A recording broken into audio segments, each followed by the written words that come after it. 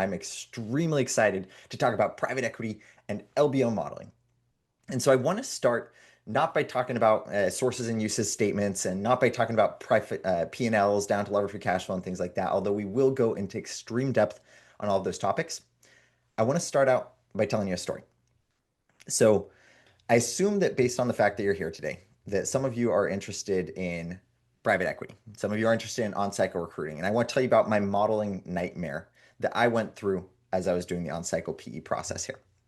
And so, for those of you who aren't familiar with the on-cycle PE process, it's basically it just like hits out of nowhere one weekend, usually sometime in the fall. This year it was in the winter, shifts a little bit year to year. And basically, the way that it works is you have a weekend full of interviews, back to back, 10 hours straight, and things like that. And the dreaded component of those interviews is, of course, the modeling test. And so that's what we're going to be focusing on most today. But I remember at the PE firm I went to, I went up and it was this big, scary skyscraper. And I went up to the 24th floor and sat down in the conference room. And they handed me a laptop for my modeling test. And I kid you not, that laptop looked something like this. It was probably not from 2002, but it was like it was a Lenovo ThinkPad from like way back in the day. And they said, "Okay, here's your PC, like, here's the model instructions, get going." And I would have failed that modeling test 10 times over if I hadn't been prepared enough for difficult modeling tests that I could do it on a crappy PC. I could do it on a crappy computer with a keyboard layout that didn't make sense, that was super slow, that it was glitchy, that it was buggy. And so my goal today is to prep you for the level where you can be good enough that even if you show up on your modeling test and they hand you a piece of junk like this, or even if you're sick while you're doing it, or you're rushed, or your computer crashes or something like that, you'll be good enough to get the offer. So that's my goal today. And I want to just talk for a second about like why we want to model. Like why is it that we're learning how to model? And there are really five people who need to know how to model. So the first sort of person that needs to know how to model is someone who's doing banking recruiting. I know that applies to a lot of you. It applied to me. And the reason for that is because if you can learn how to build an LBO or talk about an LBO, you're going to be way more qualified to succeed in the banking recruiting process, which ironically does require some LBO knowledge, despite not really being about LBOs. Second thing, if you're already an analyst in investment banking, you're looking to do PE recruiting, or if you're just an ambitious senior trying to prep for that, then that's going to be really helpful. And this also, I guess, refers to people who are recruiting for PE analyst roles. And so I don't know if anyone is interested in directly breaking into the buy side, but that's an increasingly common path that a lot of folks want to do. And that does require understanding of some financial modeling.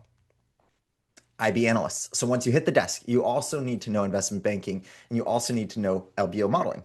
Because a lot of the times when you're on the job, like you are going to be building LBOs for PE clients. And so it's critical to understand what that language is and what they're talking about. Fourth, if we have any MBAs on the line right now, absolutely critical if you're trying to break into PE roles post MBA because those modeling tests can be even harder. And then last but not least, if anyone is thinking about some sort of like off-cycle PE recruiting, whether it's on-cycle, whether you're banking analyst, whether you're breaking in from consulting or, big three or something like that, this is also going to be a critical piece. If we have anyone interested in consulting on right now, you'll know that in fact they do actually care about the modeling tests and they in fact will get a little bit more intensity and potentially bias against consultants that requires them to test your technical capabilities more. So I'm happy to dig into that anymore, but what I'm going to guarantee each of you today in exchange for the investment of your time is two things. The first is that whatever technical preparation that you've already done to learn about the world of finance, I'm going to cement that. I'm going to cohere these different concepts together into a cohesive framework and into modeling that hopefully like brings it together in a really interesting way. And then the second thing is I'm going to help prep you for the job. And so you're going to hit the desk if you haven't already, or you're going to continue working as a banking analyst, and you're going to be just a little bit better at Excel, a little bit more intelligent about private equity, and all that too. Now, before we get there, we've got to talk about the elephant in the room, which is AI. And so, what is the role of AI on the impact of financial modeling? This is something I would love to talk with each of you about for hours and hours. I've been spending tons of time thinking about it. And fundamentally, I believe that the skills we're going to talk about are relevant today in the world of AI. Not because I'm teaching you Excel keyword shortcuts and things like that, although that's fun, but because I'm teaching you how to think about finance. And fundamentally, like even if we fast forward another couple of years and AI tools get good enough that they can actually build some of these financial models, I want you to be good enough that you can understand the logic behind them and actually critique them and effectively act as a partner to artificial intelligence. And so, although this, to some of you who aren't as familiar with AI, revolution may seem a little bit far-fetched, we're probably getting pretty close in terms of a year or two from here when the AI will be able to build financial models that are good enough to be used on deal quality outputs. We're definitely not there, and there are definitely too many mistakes. But at some point, we're going to see a cohesion of human and computer workflows that's still going to require you to be in the loop enough to understand what's going on. So that's Max's prediction on this. I would love to talk about it more, but I think these skill sets are still going to be relevant for as long as you're existing in the finance career. So, brief introduction to myself for those of you who don't know me already. My name is Max Adams, and I'm the head coach here at Wall Street Mastermind. And I have a background in investment banking and private equity, worked at Lazard, Catalyst, Vector Capital, among other firms, and did about $75 billion of M&A during those times. And so I built a lot of different models, a lot of different LBOs, a lot of different three-statement analyses, and everything else you can imagine. Now, more recently, I've been doing a joint degree program at Stanford GSB and the Harvard Kennedy School, and before taking over here at Wall Street Mastermind, and my roots hail back to BYU Finance 2017. So welcome specifically to the Investment Banking Club and the Private Equity and Venture Capital Club. I'm very excited to have you here. Really, really excited to give back a little bit to the community, and of course, welcome to everyone else as well. So there's two chunks to our session. There's the theory side, and there's the practice side. And so on the theory side of things, what we're going to be doing is we're going to be talking through the basic theoretical concepts that you need to know before we jump into Excel. And so we're going to talk about an introduction to LBOs, like what is an LBO? We're going to talk about the 5 steps to an LBO. So we're going to talk about assumptions and sources and uses and private equity or P&L down to lever free cash flow, debt schedules, returns, sensitivities. And so a lot of jargon, a lot of just like information I need you to digest before we actually go build it. And then we're going to talk about variations. We're going to talk about the different types of models that usually get skipped in courses like this. And so you'll go and take some online course about LBOs, and then they'll forget to mention that there are 10,000 other complexities and variants of those LBO models. And I want to show you a little bit about what those look like. And then last but not least, I'm going to share some of Max's favorite tips from a decade of financial modeling and teaching financial modeling to students.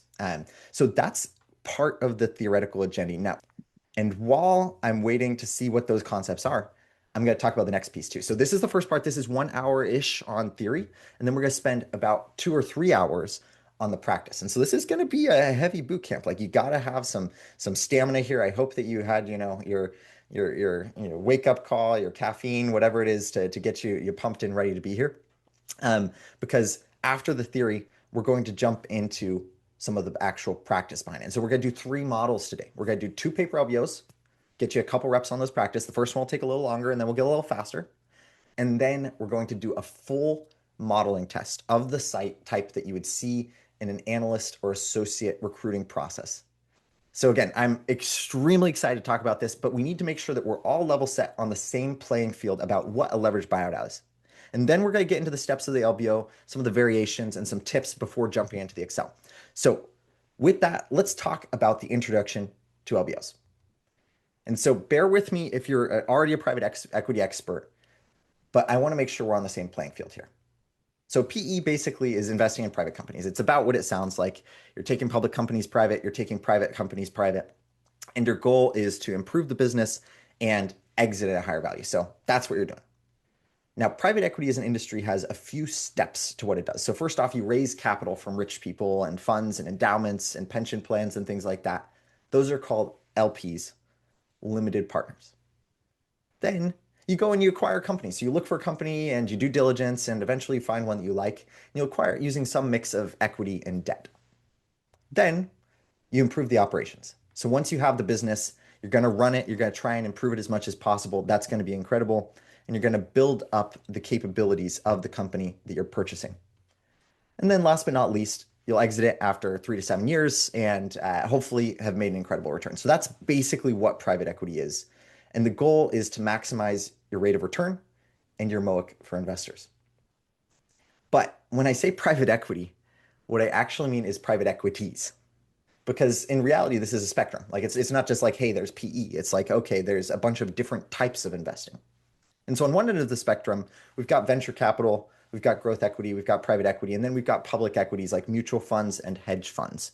And so what we're specifically talking about today is this category in the middle, this private equity side, where the growth of the companies is, it's a little bit more mature. You're doing a majority buyout, you have a lot of operational control, and there's a lot of leverage, where that's less true in growth equity and venture capital. That said, the models that we're going to be building today, for those of you who are interested in growth equity, will be intensely applicable.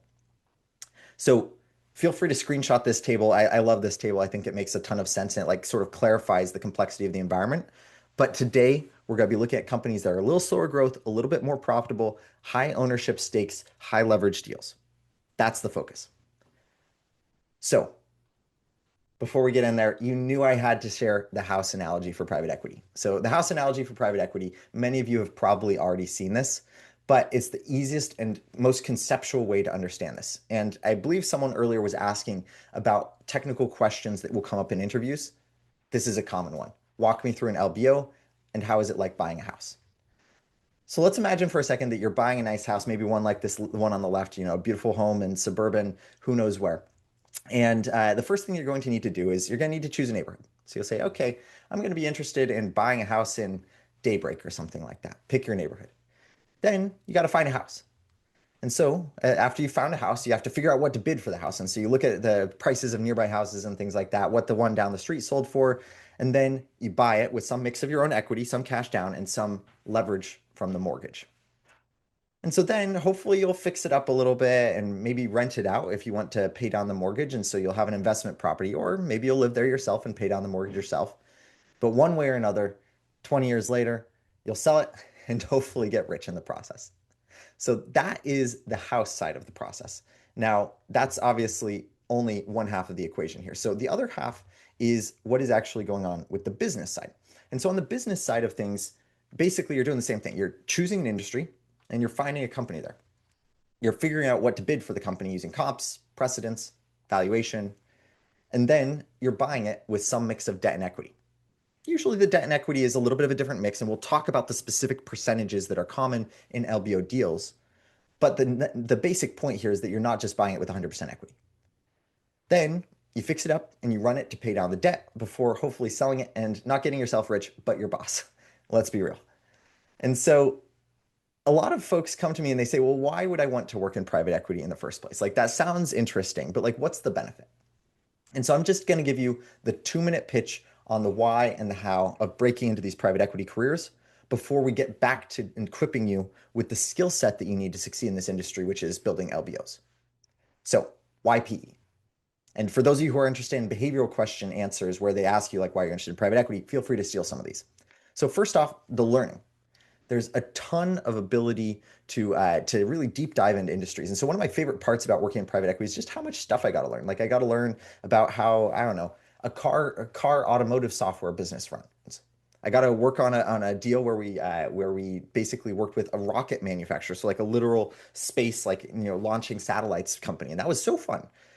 And then I got to work on an acquisition of like a textbook provider, like textbooks for like biology and things like that. And that was really fun to learn about that. And so I just learned about a ton of different industries that I never would have seen otherwise. The second thing is the importance of the work. Like, as an early 20 something, you will be working on billion-dollar deals. Like, you're going to be working on actually allocating capital to different parts of the economy. And if you care about efficient capital allocation in our economy, which I know is a little bit abstract, but extremely important, you can draw a lot of meaning from the work that you're doing as an investor. And then last but not least, it's kind of fun to have the insider access. Like, there were many times where I was talking with a CEO and I'm like, oh my gosh, like, I'm a 24-year-old or 23-year-old or something like that, talking with the CEO of like a major corporation. And I'm getting to ask them like interesting questions about their business and their strategy and their ideas. And that's just fun. Like, good luck finding another job where you get that same degree of access, other than like, of course, investment banking itself and maybe like consulting or something like that. But it really gets you a seat at the table early. And, between the learning, between the work importance, between the insider access, these are the absolute only reasons that anyone would ever consider working in private equity. I'm just kidding. Of course, there's also the money. And so I don't mean to be crass here, but if you are looking to create like truly life-changing amounts of wealth, um, I'm going to give you Max's short list on how to become a billionaire. Bear with me. I know this is very silly. But the first one is, of course, be born rich. Second one, have a lot of oil. Third one, go found like a billion-dollar AI startup or something. Fourth one, other areas of finance like hedge funds or real estate investing. But very commonly is private equity, which is a very steady and relatively reliable path towards creating generational wealth. If that's your goal, not saying it should be, not saying that that's the most important thing by any stretch of the imagination, but people do like to work into private equity because it pays. And it's a hard job and it's an intellectually challenging job, but it does pay. And so let's talk just a little bit about numbers. Bear with me for 1 minute here. So you might find this data interesting, and this is all publicly available, but this is about what you can expect to make as an associate in private equity. And so looking at this chart here, you'll see that if you're going to like a large mega fund, fund that has like $10 billion plus AUM in their latest fund, you'll probably make about $500,000 in cash. And this is a little bit outdated. My guess is it's gone up a little bit.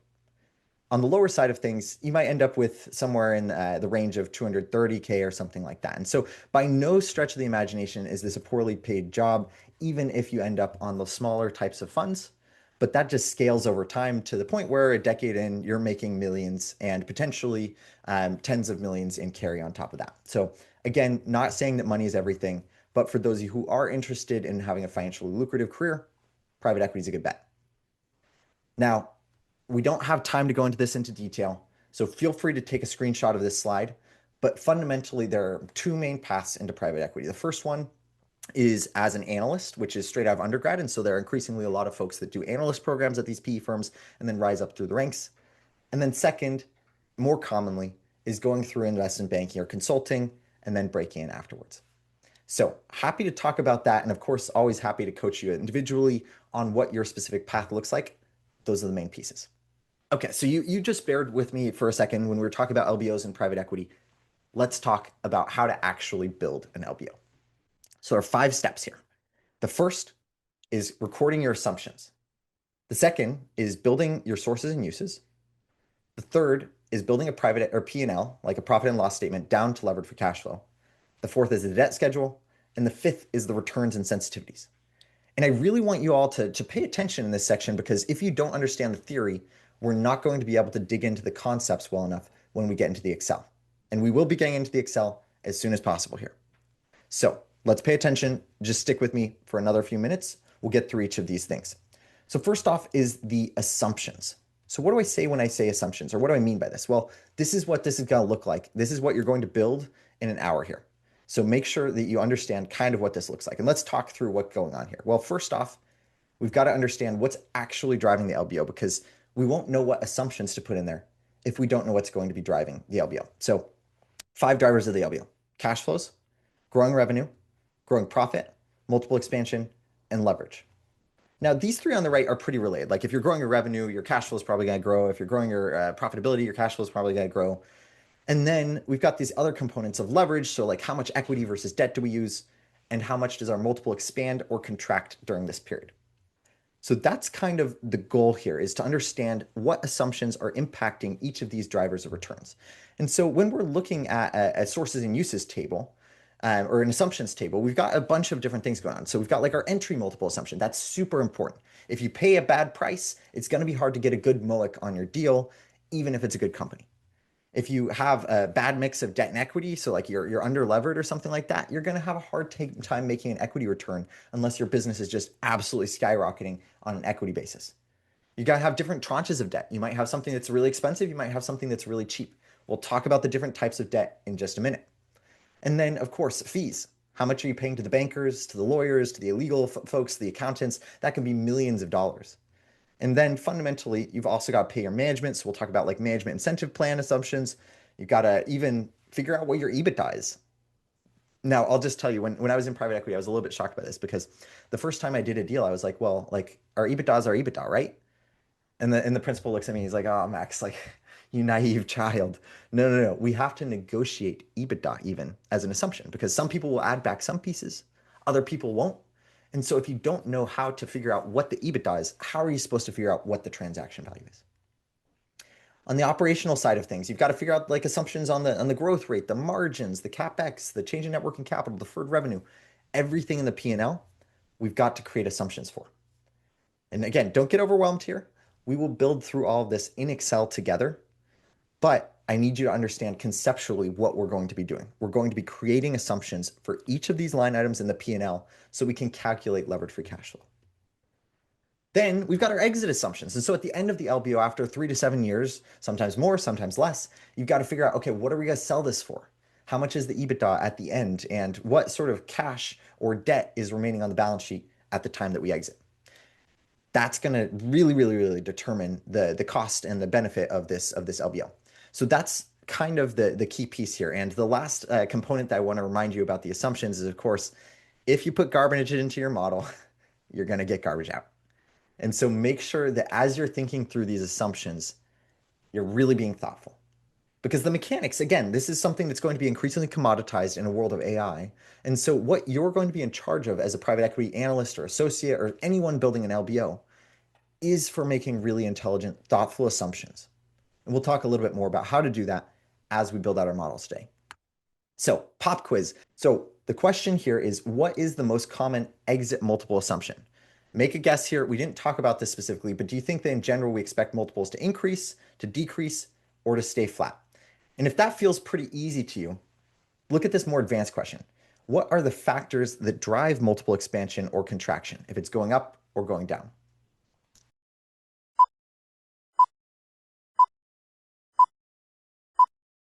In fact, it is staying flat. This is the most common assumption in LBOs because we don't want to assume that we're going to generate our returns by the business getting better or the business contracting. We're not pessimists, we're not optimists. We're basically saying the best case scenario is what it's already been doing, usually. So, and then for those of you who are looking at the more advanced question, I didn't see too many answers going on here. Thank you for those who did post that. But fundamentally, what are the factors that drive a multiple expansion or contraction? Well, it's the changes in the quality of the business. And so if the business is growing faster, it's becoming more profitable, that means that it's going to expand. If, on the other hand, the business is becoming crappier, like there's, I don't know, a big competitor that enters the industry, or there's regulatory challenges, or the growth rate decelerates, or something like that, then the multiple is likely going to contract, and you're going to actually experience a lot of contraction in the returns as well. So that's a pop quiz on the assumption section. Next up, sources and uses. So again, remember this: 5 steps to an LBO: assumptions, sources and uses, P&L to lever for cash flow, debt schedule, returns and sensitivities. You're going to get so sick of hearing me say it, but I promise you, you will be so glad that it's tattooed in your brain when you show up at the modeling test. So second piece is sources and uses. So after you build out your assumptions, you need to build out your sources and uses table. And this is what that's going to look like here. This is what the sources of cash and uses of cash look like from a model. Pardon the super grainy screenshot here. But basically, you're going to see that on one side of things, we have all the ways that you get cash, which is debt and equity. And on the other side of things, you've got the ways that you use it. So like the purchase price, the fees, and the minimum cash and things like that. And so for these, let's talk through one of the key concepts that you really need to understand before you can build a sources and uses table, which is this idea of enterprise value, of equity value, and purchase price. So enterprise value is the total value of the business's operations. This is basically saying, independent of the capital structure, what's this company worth? You all know that. You probably memorized some formula for enterprise value out there. Great. You probably also know what equity value is. This is kind of the market cap. This is the value that's attributable to the equity shareholders only. And this is usually calculated as enterprise value minus the net debt. And so you know the formulas, but what is this purchase price thing? And this is one of the most confusing parts of an LBO to most candidates as they're going through and thinking through these components. Is like a lot of people, they don't understand that purchase price is neither equity value nor enterprise value. Sometimes it's the same as one, but that's coincidental.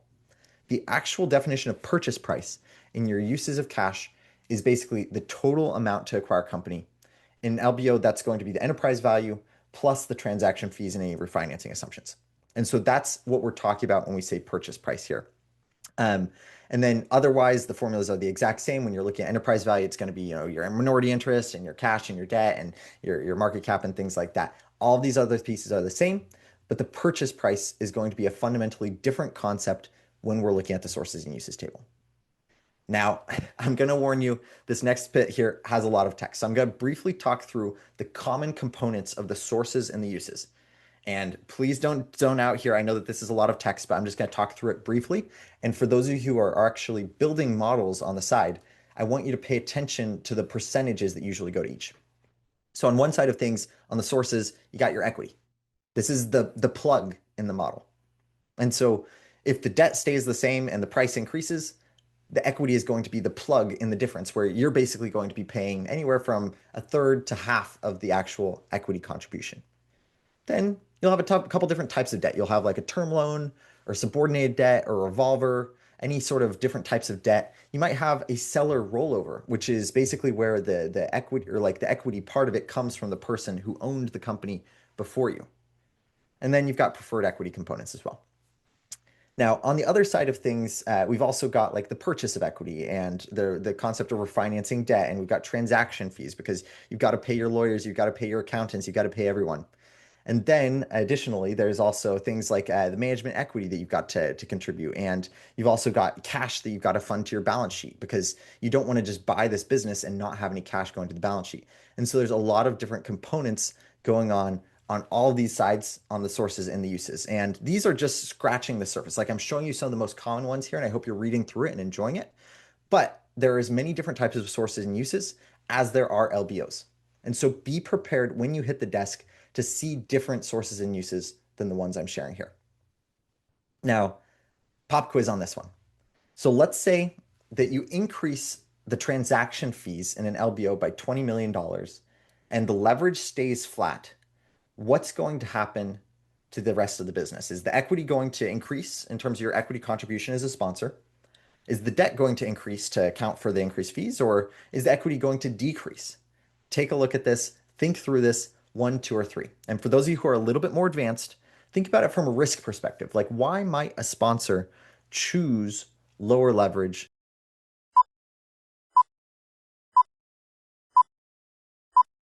The equity contribution increases. So basically what's happening here is the equity, like I said, is the plug. And so anytime the source or the uses of cash changes, like do we need more cash to the balance sheet? Do we need less cash to the balance sheet? Are there more fees? The equity holder is sort of stuck holding the bag most of the time. We can talk about differences sometimes in nuanced situations, but I want you to think about it where the sources and the uses of cash have to balance, and the equity is usually what plugs it to make it balance. So that's what's going on in the sources and uses. The third step to your LBO is the P&L down to levered free cash flow. And so what's going on with the P&L down to levered free cash flow? Basically, this is the core like income statement part of the model where you can see we've got the revenue, we've got the COGS, we've got the operating expenses, we've got EBITDA, and then we're going to our free cash flow build. The free cash flow build here is super, super important because that's ultimately where we're figuring out what's going on in terms of the levered free cash flow to the business. Like how much cash are we actually generating? And you'll note that I'm using levered free cash flow because this is private equity, not private debt. And for those of you who have studied your banking technicals and whatnot, you'll remember that levered free cash flow is cash flow attributable to the equity holders of the business, not to the debt holders of the business. So let's dig in. What are the key items here? We got revenue, gross margin, SG&A, EBITDA, D&A, and taxes. Those are the main operating forecast items that we've got in an LBO. Now, I want you to be careful here, though, because we're not just talking about how to think about these. We're talking about how to forecast them in a private equity setting. So let's talk through the assumptions. Typically, with revenue, we're going to assume that the growth decelerates over time. And so the way that I like to think about it is like an asymptote, where it's like long term, the growth rate is going to be equivalent to the economy. This is like classic DCF theory, where it's going to be like, 2 to 5% or something like that. And so if you start out buying a company that has 20% growth, you kind of want it to be an asymptote that gradually converges with the long-term economic growth rate. And so that's what's going to make you look really good in a modeling test, is being able to build a curve that makes sense and fades down to the long-term growth rate. Second piece is gross margin. So the gross margin usually jumps up a little bit when a PE firm acquires a company because they cut costs. There are synergies. And then usually after that point, it just kind of stabilizes. Like only so much you can do with gross margins after you implement your cost cuts. The third piece is SG&A. So the SG&A, this one usually does continue to decline over time. And the reason here is operating leverage. Now, some of you probably have heard this term already, but operating leverage is this concept that as a business gets larger, there are more economies of scale. And so when you have more economies of scale, you're buying more software from Oracle, or you're purchasing more compute power from AWS, although that might be a COGS or something like that. But the basic idea is that the more you have economies of scale in purchasing, the fewer as a percentage, or like the lower as a percentage of sales the operating expenses are. And so naturally, as a business goes larger, and hopefully your business as a PE owner is getting larger, there's going to be a decrease in the operating expenses as a percentage of revenue. And so that means that all told, when we take into account the revenue increasing, the gross margin, and the SG&A, the EBITDA margin should be increasing and then flattening out over time, converging towards the industry standard or a little bit better if you can manage it. Now, what you don't want to do, and this is a common modeling mistake, is sometimes new associates, they'll just say, oh, I'm going to decrease sales and marketing expense by 2% a year indefinitely. And so your EBITDA margin will just keep going up like this, like this, like this, like this. And then I'll look at it, I'll be like, oh, you've projected out 80% EBITDA margins next year. That's pretty wild. And so you've got to make sure that, like, fundamentally, when you boil down all these components, it turns into something rational.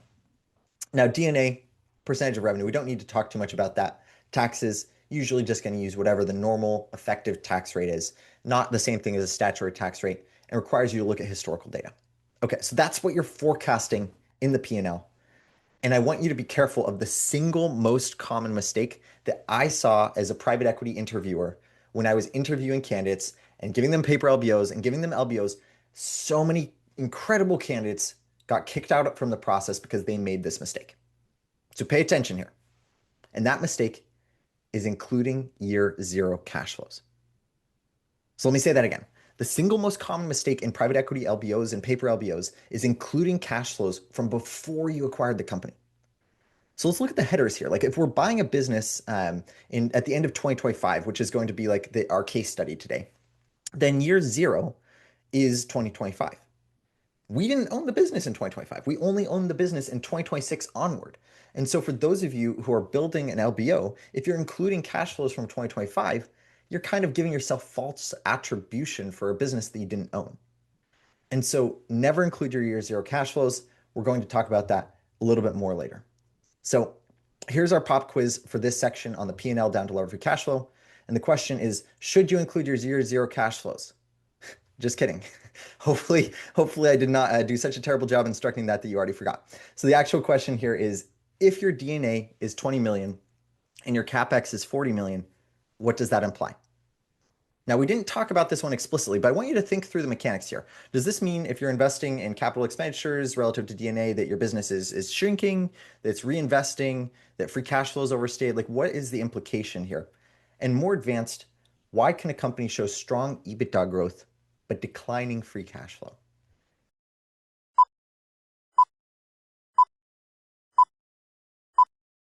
In fact, it is number two here, where the business is reinvesting above maintenance. And so the relationship here that we want to think about is steady state in an LBO.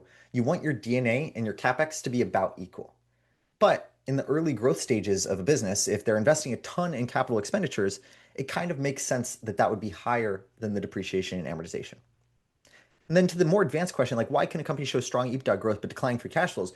It's exactly this, where if their EBITDA is really high and they're doing a great job and they're crushing it, but they're building new capital expenditures, or if you're, for example, if you're Anthropic right now and you're building Claude Code or something, like, your EBITDA is probably skyrocketing right now as relative to like what it was a couple of years ago, but and it's probably still not even profitable, let's be honest. But if you're investing billions and billions and billions and billions of dollars in data centers and in training foundation models and things like that, your cash flow is going to be negative, even if your EBITDA becomes positive. So that's an important dynamic to understand, especially if you're investing in sectors where there's high growth, like I did as a tech investor. So with that, fourth section, debt schedule. So we talked through the assumptions, we talked through the source and uses, we talked through how to get your P&L down to levered free cash flow. The fourth piece here is understanding the debt schedule. And this is the most complex, the most challenging, the most trip up sort of spot in the paper LBO and in the full LBO. And so pay attention in this section as much as possible so that we can build it correctly once we get there in Excel. So here's what that looks like. The debt schedule usually starts out with a section that says, here's what our cash flow is available to pay down the debt. And then you go through the tranches of debt. We call it sometimes a debt waterfall because the way that it works is you've got one tranche of debt, and then there's cash flow that flows down to the next tranche, that flows down to the next tranche, that flows down to the next tranche. And so it's a little bit of a waterfall where you have cash that can be used to pay down your revolver, and then you pay down your revolver, and there's cash to pay down your debt, your bank debt, and then there's cash to pay down your senior note, and then there's actual cash that goes to equity holders. And so we'll talk through more of that. No need to digest this all right now, but you'll notice the last thing that we have here on here is the interest calculation. So once you understand what the cash and the debt are, we can calculate the interest for the period and then some leverage metrics if necessary. So a few concepts that I want to talk through about the debt schedule. This is all going to make a lot more sense once we get into Excel, but I'm going to give you the basic skill sets that you need to succeed on your leverage modeling here. So first off, mandatory amortization. And so what is mandatory amortization? This is a term we all need to be familiar with. It's basically contractually required annual debt repayments. And so this is going to apply more to the senior debt than to the junior debt. Because basically when I say it's a waterfall, I mean it's going from the most senior types of debt like bank debt and term loans down to more sort of mezzanine debt and like junior unsecured debt. And so typically when I say senior debt, I mean that the mandatory amortization is happening mostly for the most senior debt here. And so that's going to be a few percentage a year that's going to just say, hey, before anything else, we are going to default on our debt covenants if we don't pay down the debt. And so the calculation here is you're saying, what is the beginning debt minus the required amortization? That gets us our ending debt. Now, why it matters or what's normal here is that there's usually somewhere in a few percentage a year. It's not a huge obligation for companies, but they typically have to pay anywhere from 1% to 5% per year as mandatory amortization for these senior loans. And over time, it's going to actually probably help the returns in the model because you're reducing the debt and the interest expense and things like that. And it's going to ultimately help you build equity value. So that's one key concept you need to understand. Another key concept here is the cash sweep. So after you've paid down the mandatory amortization, what's it going to look like in terms of cash that you have actually available to folks? And so what is the cash sweep? Well, this is the amount of like optional use of cash to pay down debt over time. And so as you're building this LBO and as you're building this company, like what are you going to do with all that EBITDA you generate? We got a couple options. You can reinvest it in the business.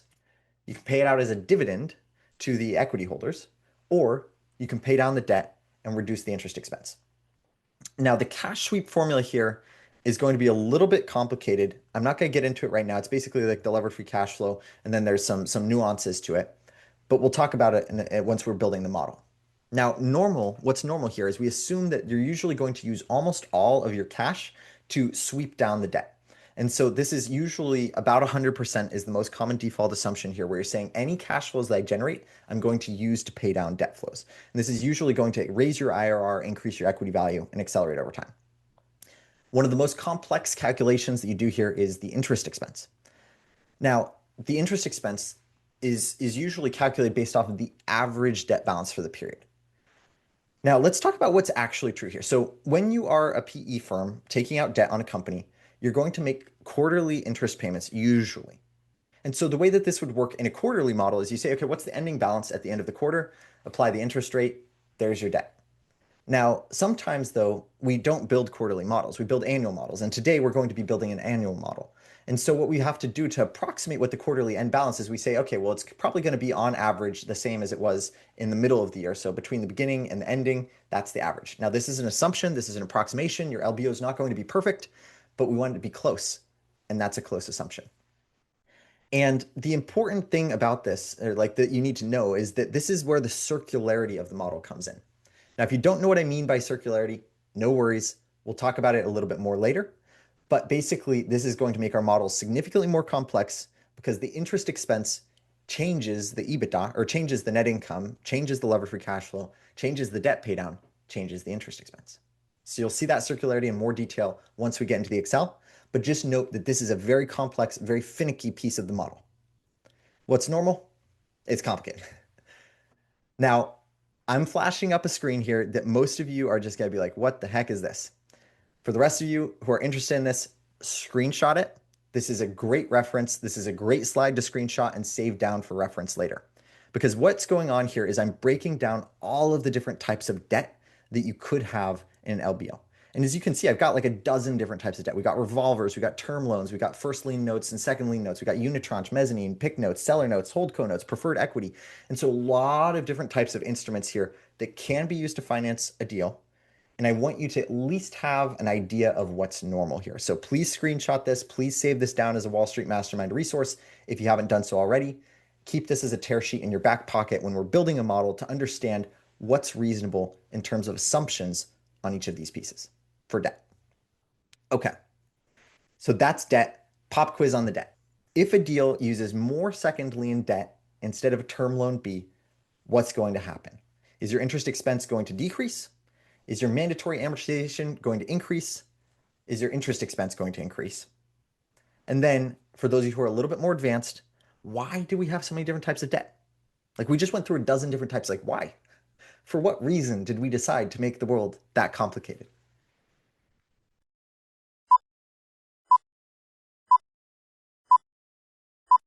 It's about the interest expense increasing. Because fundamentally, if you remember that chart on the previous table, the term loan B is more senior than the second lien. And so basically, the second lien is going to be a little bit higher. It's going to be more risky. It's going to be more expensive as a result. Because remember that risk and expense, like risk and reward, risk and cost of debt, those correlate, those track pretty accurately to one another. And so the reason that we have so many different types of debt is so that you can figure out where you are in terms of riskiness as a debt investor, and you can get a reward that sort of benefits to that. And so if you can't find an investor who wants to invest at a given level of risk, you say, okay, well, I'll amp up the rewards for you. Let's try and design a structure that works for you. And so that's how we end up with those dozen different types of debt. And unfortunately, it's going to make your life a lot more complex as a private equity associate. So last but not least, let's talk about the returns and sensitivities. And then once we're done going through the LBO steps here, I'm going to share a few more modeling tips. I'm going to show you a couple of the variations of these types of models. And then I promise you, we're going to get into Excel as quickly as possible here. I'm so excited. Make sure that you've got your Excel updated and ready to go in the background here. So last but not least, the fifth step to building an LBO after you calculate your assumptions, your sourcing and uses, your private P&L down to lever for cash flow, your debt schedule is going to be the returns and sensitivities. So the returns and sensitivities are going to look something like this, where you've got an EBITDA times by a multiple equals your enterprise value, filters down to equity value, and you get some sort of MOIC and some sort of IRR. And so I know this looks like a lot, but I promise you it's not going to be that complicated once we actually get into the Excel and build this. You're going to build this exact table hopefully today.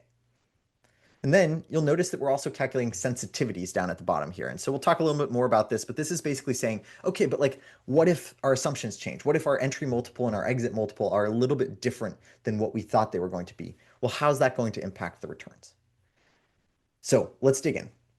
The key piece of your returns and sensitivities section of your model is to calculate the MOIC and the IRR. So let's start with the MOIC. It's also sometimes called the MOM. Now, MOIC is multiple on invested capital. Multiple on invested capital, MOIC. MOM is money on money. And basically what you're trying to understand here is how much money did you put in and how much money did you get out? And so you're saying, hey, I put in $100 million or something like that. I got 200 million back. That's a 2x MOIC. Great, awesome. You doubled your money. Now, it doesn't account for time. Because if you doubled your money in the course of this boot camp today, that would be incredible. It'd be like, wow, 4 hours of investment and you doubled your money. That's great. And since this was a free boot camp today, you all infinitely doubled your money. But it doesn't account for time. And so the next piece is IRR here, which is saying, okay, if you doubled your money in the course of a day, that's great. If you doubled your money over the course of a decade, you're like, that's actually not too good. I could have just invested in the S&P 500 and tripled it, hopefully, or something like that. Who knows? And so IRR, internal rate of return, incorporates the time value of money.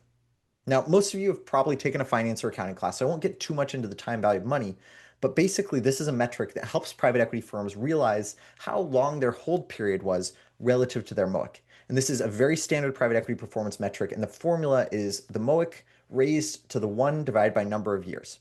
That's the most simple version of the formula. Now, a couple of you who are looking at this might say, well, if I'm doing a paper LBO, how am I supposed to do a fractional exponent in my head? And when I first did paper LBOs, I was like, oh crap, like I don't know how to do a fractional exponent in my head. I don't know how to multiply, 20% to the 1/5 or whatever. But that's where memorization comes in. And so I'm going to ask you all to memorize three numbers. This is what the chart looks like of MOIC by IRR by hold period. And so we've got a few different hold periods here. So we've got a 3-year hold, we've got a 5-year hold, we've got a 7-year hold. We've got a range of different multiples on invested capital. We've got 1, 1.5, 2, 2.5, 3, 4.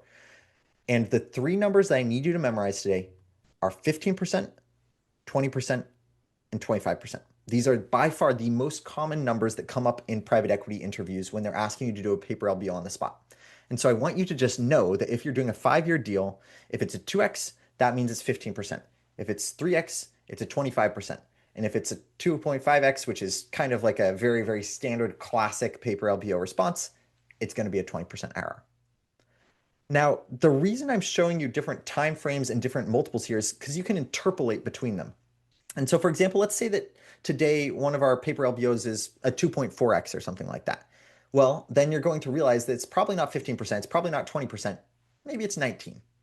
And that's going to usually be close enough in an interview to get you an invitation to the next round. And so I would memorize those three main ones. If you are interested in really, really crushing it in more edge case scenarios, you can memorize different time frames and different levels. But in general, a 5-year time period is much more common than a 7-year or 3-year or 4, 6, 1, 9. Like you can't memorize all the years. And so a 5-year hold period is the most common. Now, I will say there are other techniques out there like the rule of 72 or the rule of like 140 that I'm not going to really talk about too much today. But basically what it is it's saying like, okay, if you want to figure out how long or like what the doubling period of your money is, you take the 72 and divide by the number of years, and that's like an approximate percentage IRR. And so you can use that. You can use some of those other techniques, but those are also limited in some ways. And so I generally recommend doing enough paper LBOs that you've memorized the basics and can interpolate beyond that. So a couple of sensitivities that we run. So that's calculating the returns. We got the MOIC and we got the IRR. But what do you sensitize based off? Well, on the operating size, we want to do growth. Like we'll sensitize the revenue growth and we'll sensitize the EBITDA margin. We'll sensitize the multiple on the exit and the entry. On the capital structure side of things, we'll also sensitize the entry multiple and like the leverage, the debt, and the EBITDA and the hold period.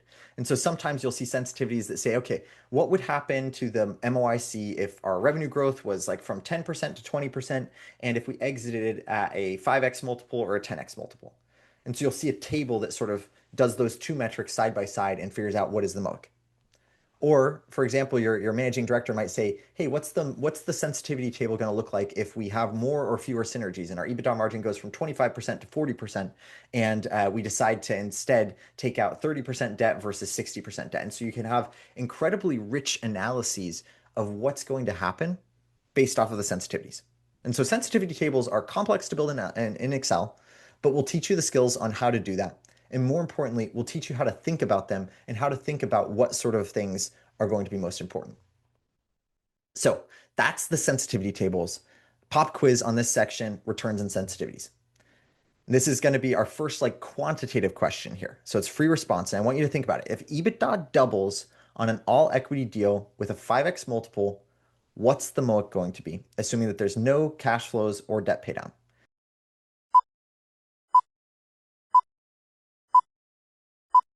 A 3x. And so this is a very complicated question when you don't know how to do it. But once you know how to do it and you know how to think about that process and you insert numbers to test it, it's actually pretty simple. And this is one of my favorite questions to ask as an interviewer. And so make sure you're able to calculate roughly what is the IRR, what is the LBO based off of simple numbers like this. Hopefully that was fun. You can try out some more variations of that question on your own. So we've talked through what LBOs are. We've talked through how to do an LBO. We've got 2 more quick sessions here, and then we're going to get right into the Excel. And these ones are very fast. It's probably only going to take us a few minutes. So the variations. Let's talk through the different types of models we didn't talk about today, because what I just showed you is literally the tip of the iceberg. And so what do you mean when you say variations? Well, I mean 2 things. I mean variations in types of LBO, and I mean variations in like the different types of models broadly. And so when we look at these, there are so many different types of LBO variations. And so something that we didn't talk about is like, okay, well, we talked about the different types of debt. We didn't yet talk about like management rollover options. We didn't talk about performance equity. We didn't talk about capitalizing versus expensing the fees. We didn't talk about original issuance discount. We didn't talk about cash sweeps or revolvers or PIK interest or multiple arbitrage and compression. We didn't talk about dividend recaps. And so there's a dozen different complexities that we can throw into LBOs.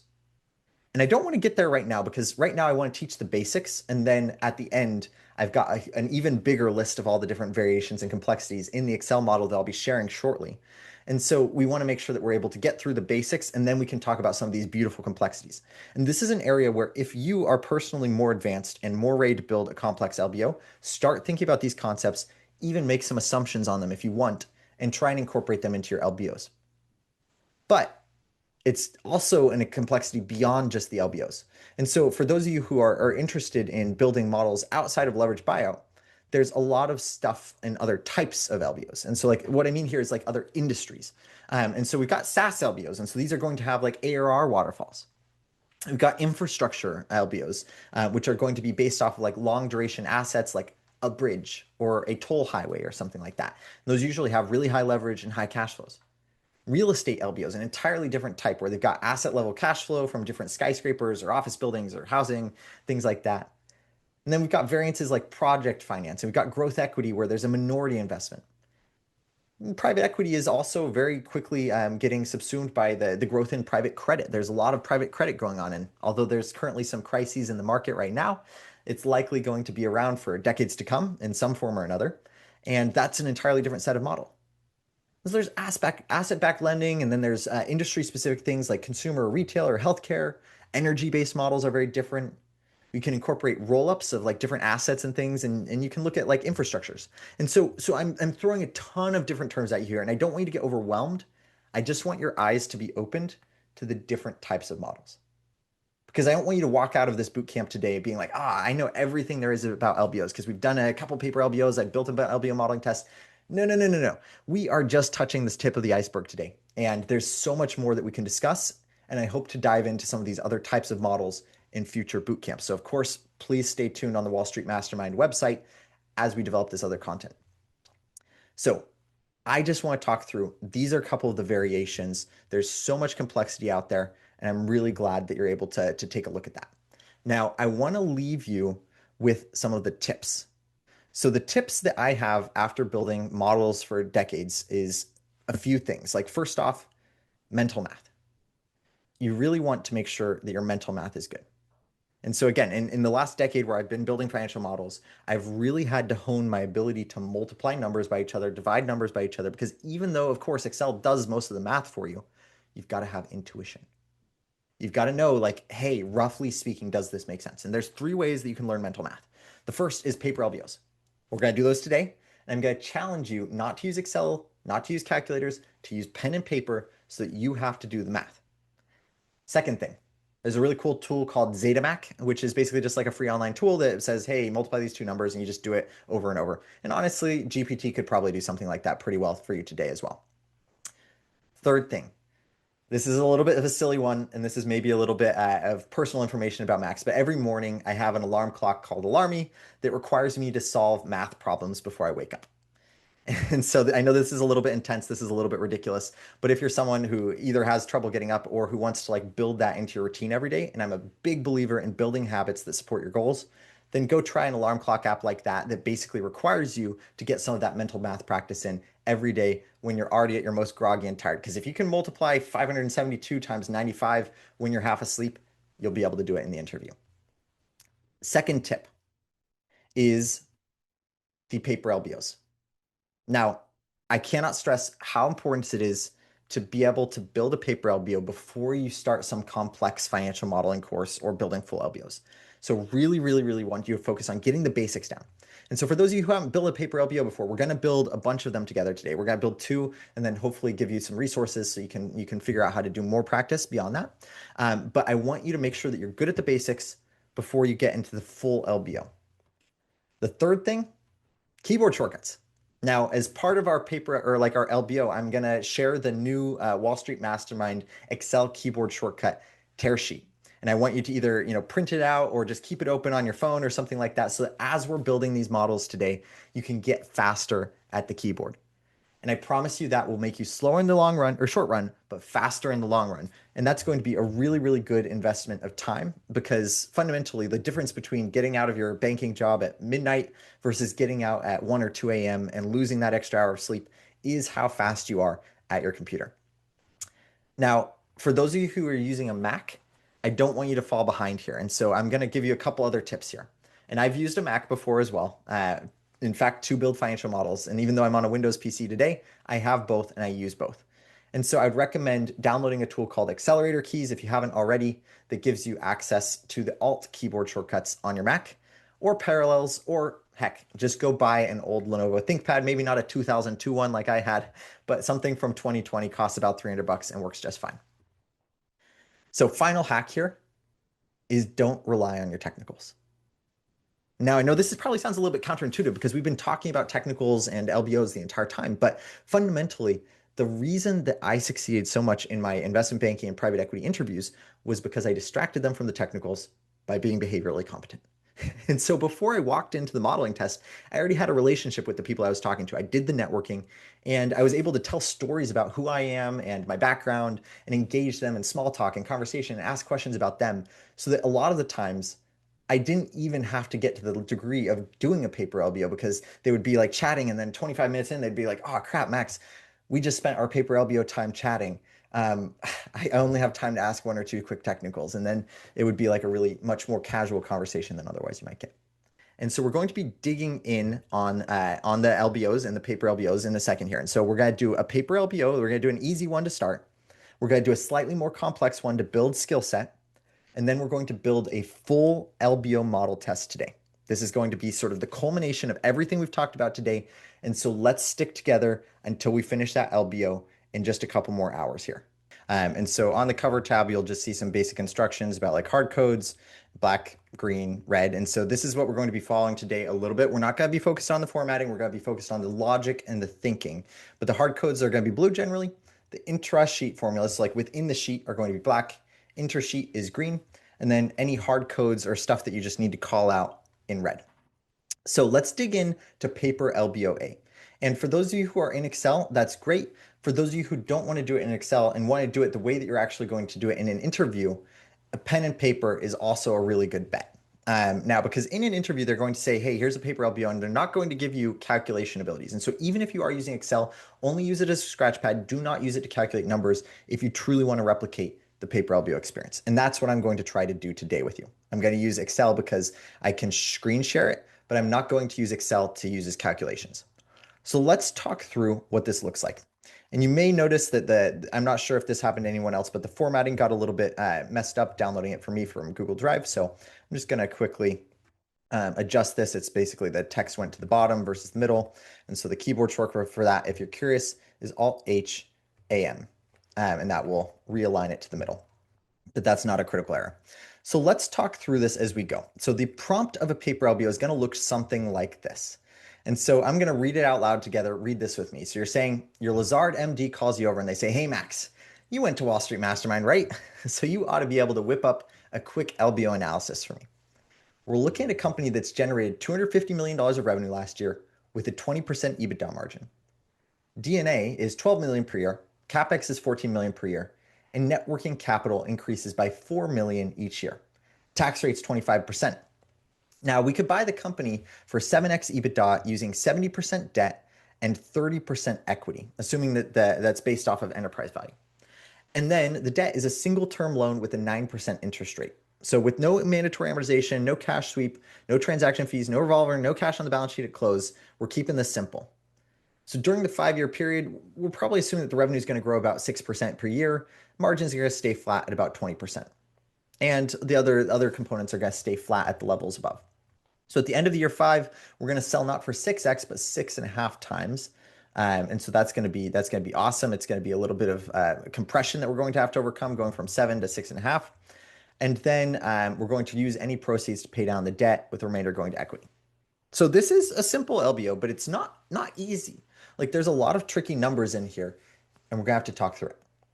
So remember, I want you to tattoo this on your brain. You got 5 steps to an LBO, and they are writing and confirming the assumptions, sources and uses, P&L to lever free cash flow, debt schedule, and returns and sensitivities. Hopefully that sounds familiar. So let's break through this going step by step. The first piece of a paper LBO is to write down and confirm the assumptions. And so when I say write down, I just mean like that person who's giving you the paper LBO, they are going to be rattling off numbers left and right, and you have to write really fast. And so use abbreviations, just get the numbers down, and then make sure that you got them right by saying, hey, good question, Max. Just to make sure that I got all the numbers right. Here, let me read those back off to you, and you can let me know if I got them right. The revenue, EBITDA, D&A, CapEx, blah, blah, blah, blah, blah. And they'll say, oh, you missed the CapEx. Actually, it's going to be 14 million per year, not 12 million. So make sure that you write down and confirm those assumptions. Let's do that now. So the first thing here is our revenue assumption. And so the revenue assumption here is, as we said, 250 million here. And so we've got 250 right there. I'm just going to put in 250, and then I'm going to middle align the text here so that the formatting shows up properly. Then we've got our EBITDA. And so EBITDA margin is 20%. And so I'm just going to say that that's 20% right there. We'll put that in. And then D&A is going to be 12 million. CapEx is going to be 14 million. Net working capital is going to increase by 4 million per year. Okay, so I'll put that in there. And then the tax rate is going to be 25%, not 225%. Then we've got the entry multiple. And so the entry multiple, if we look at it here, is going to be this 7x figure. And then we've got a percentage of debt, which is 70%. We've got an interest rate, which is 6%. And we've got an interest rate is 9%. Growth is 6%. And then the exit multiple is 6.5 times. Now, you'll note that I was very nice to you all. And if you're doing this on Excel, you'll notice that I formatted the numbers for you and did the nice little 0.0x type thing. In a real paper LBO, you'll be doing it on pen and paper, so that won't really matter. Now, let's go over to the sources of cash and uses of cash, because we've written down the assumptions. We'd echo these back and we'd be like, hey, did I get this right? They'd say yes. We go to the sources and uses. So with the sources and uses, we already talked a little bit about the theory behind the sources and uses, but we want to make sure that we're understanding how to actually do this effectively. And so the first place that I start is with the uses of cash, not the sources, because the uses in a paper LBO are usually much simpler. And in this case, all it is what is the purchase price? And so how are we going to calculate this? Well, we've got a multiple and we've got EBITDA. And so going back to one of the very core concepts of valuation, we can multiply those two things together to get the purchase price. And so in this case, the purchase price is going to be equal to enterprise value because we aren't assuming any fees or any other transaction costs. And so we're saying 7 times the EBITDA, which is going to be 250 times 20%. And so again, I'm not going to do the calculations in Excel. I'm going to do them in my head. So revenue times EBITDA is 250 times 20%. So that's 50. And then we multiply that by 7. And so that's going to get us 350. Okay, just checked, got that right. So our EBITDA, our entry price is going to be 350 million. Now, then we have to go and make sure that our sources matches up with our uses. And so I did alt equals as a keyboard shortcut to just do an auto sum, but that's obviously got to be 350. So what about our sources of cash then? Well, we've got 2 sources of cash, as we discussed. Generally, it's debt and it's equity. And so how are we going to calculate each of these? Well, debt we can do as a multiple, and equity, if you remember, is the plug. And so debt, let's look at the debt here. So the debt is going to basically be a multiple or a percentage of the total. And so it can either be expressed as a multiple, which is like 5x or something, or it can be expressed as a percentage, which in this case it's 70% debt. And so we're going to take the 70% and we're going to multiply it by 350. And again, don't just use Excel here, use your brain.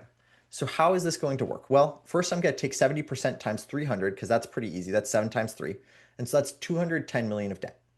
But then I take 70% times 50, and that's going to be another 35. And so that means that we're going to have $245 of debt. Checking it, correct. Then the next thing that we do in our model is we set the total sources equal to the total uses.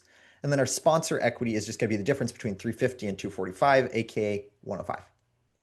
So realistically, in a paper LBO, when you're rushed for time, we don't actually want to write out like the total sources or the total uses and things like that because there's only 3 line items here.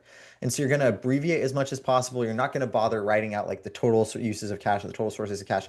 Heck, you might not even write a label. You might just write 350 on your paper, and then you'd say 245 debt, 105 equity. Okay. So we're 5 minutes in, and we're already done with the first two steps of the paper LBO. Those go pretty quickly. Now, the third step here is the P&L to levered free cash flow. So that's what this part is down here, the P&L down to levered free cash flow. And I always say down to levered free cash flow because sometimes students make the mistake of doing unlevered free cash flow, which is not going to be relevant for an LBO where you are working with leverage, you are working with equity returns. So let's break this down. First off, we know that in our historical period, our revenue is going to be 250. And so let's start by just filling out the basics and then we can project it. The next thing that we know is that our margin is 20%. And so we're going to take the 20% margin there and we're going to multiply it by the 250. And so remember earlier, we said 20% of 250 is 50. And so that's what's going to get us to our EBITDA. And then we can start forecasting. Okay, so up here we said that our revenue was going to grow at 6% a year. Now, unfortunately, this is not particularly easy mental math. And so we're going to have to talk through some of the tips and tricks to do that effectively as we go through. So first off, let's take 6% of 250. So 6% times 250, how are we going to do that? Well, I'm going to take 6 times 25. And so I know 4 times 25 is 100. And so I know that 6 times 25 is 150. And then if we divide that by 10, that's going to get us to 265. And so I know that revenue in year one is going to be 265. If you didn't follow that mental math exactly, follow it in a way that makes sense for you. And of course, we're going to do 1 plus the growth rate. Okay. So 265 is revenue in year one. What about year two? Well, it's going to be approximately similar. So I'm going to take 6 times 200. So that's going to be 12 plus 6 times 6 is going to be 3.6 or 15.6 plus 6 times 6% times 5. And so that's going to be approximately, a $16 increase. And so 265 plus 16 is going to be 281. Okay, then we got to do it again. So 6% times 281, that's going to basically be 12 plus 4.8. And so that's going to be about 17 increase. And so that's going to take us to 298. And then we've got 6% on 298. That's really, really close to 6% of 300. And so I'm probably just going to approximate it and say that it's an 18 increase. And so that's going to take us to 316. And then 6% of that is going to be 18 plus 6% of 16, which is going to be an additional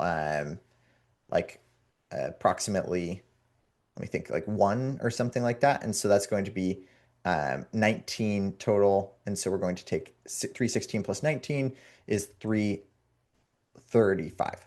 Yeah, okay, great. Now, in reality, Excel here, if we open up the rounding, and we'll do the keyboard shortcut, which is Alt H0 to show the decimals. Excel is rounding this to no decimal places, like it's calculating it precisely. But we as humans are going to be calculating it to 0 decimal places when there are this many significant figures.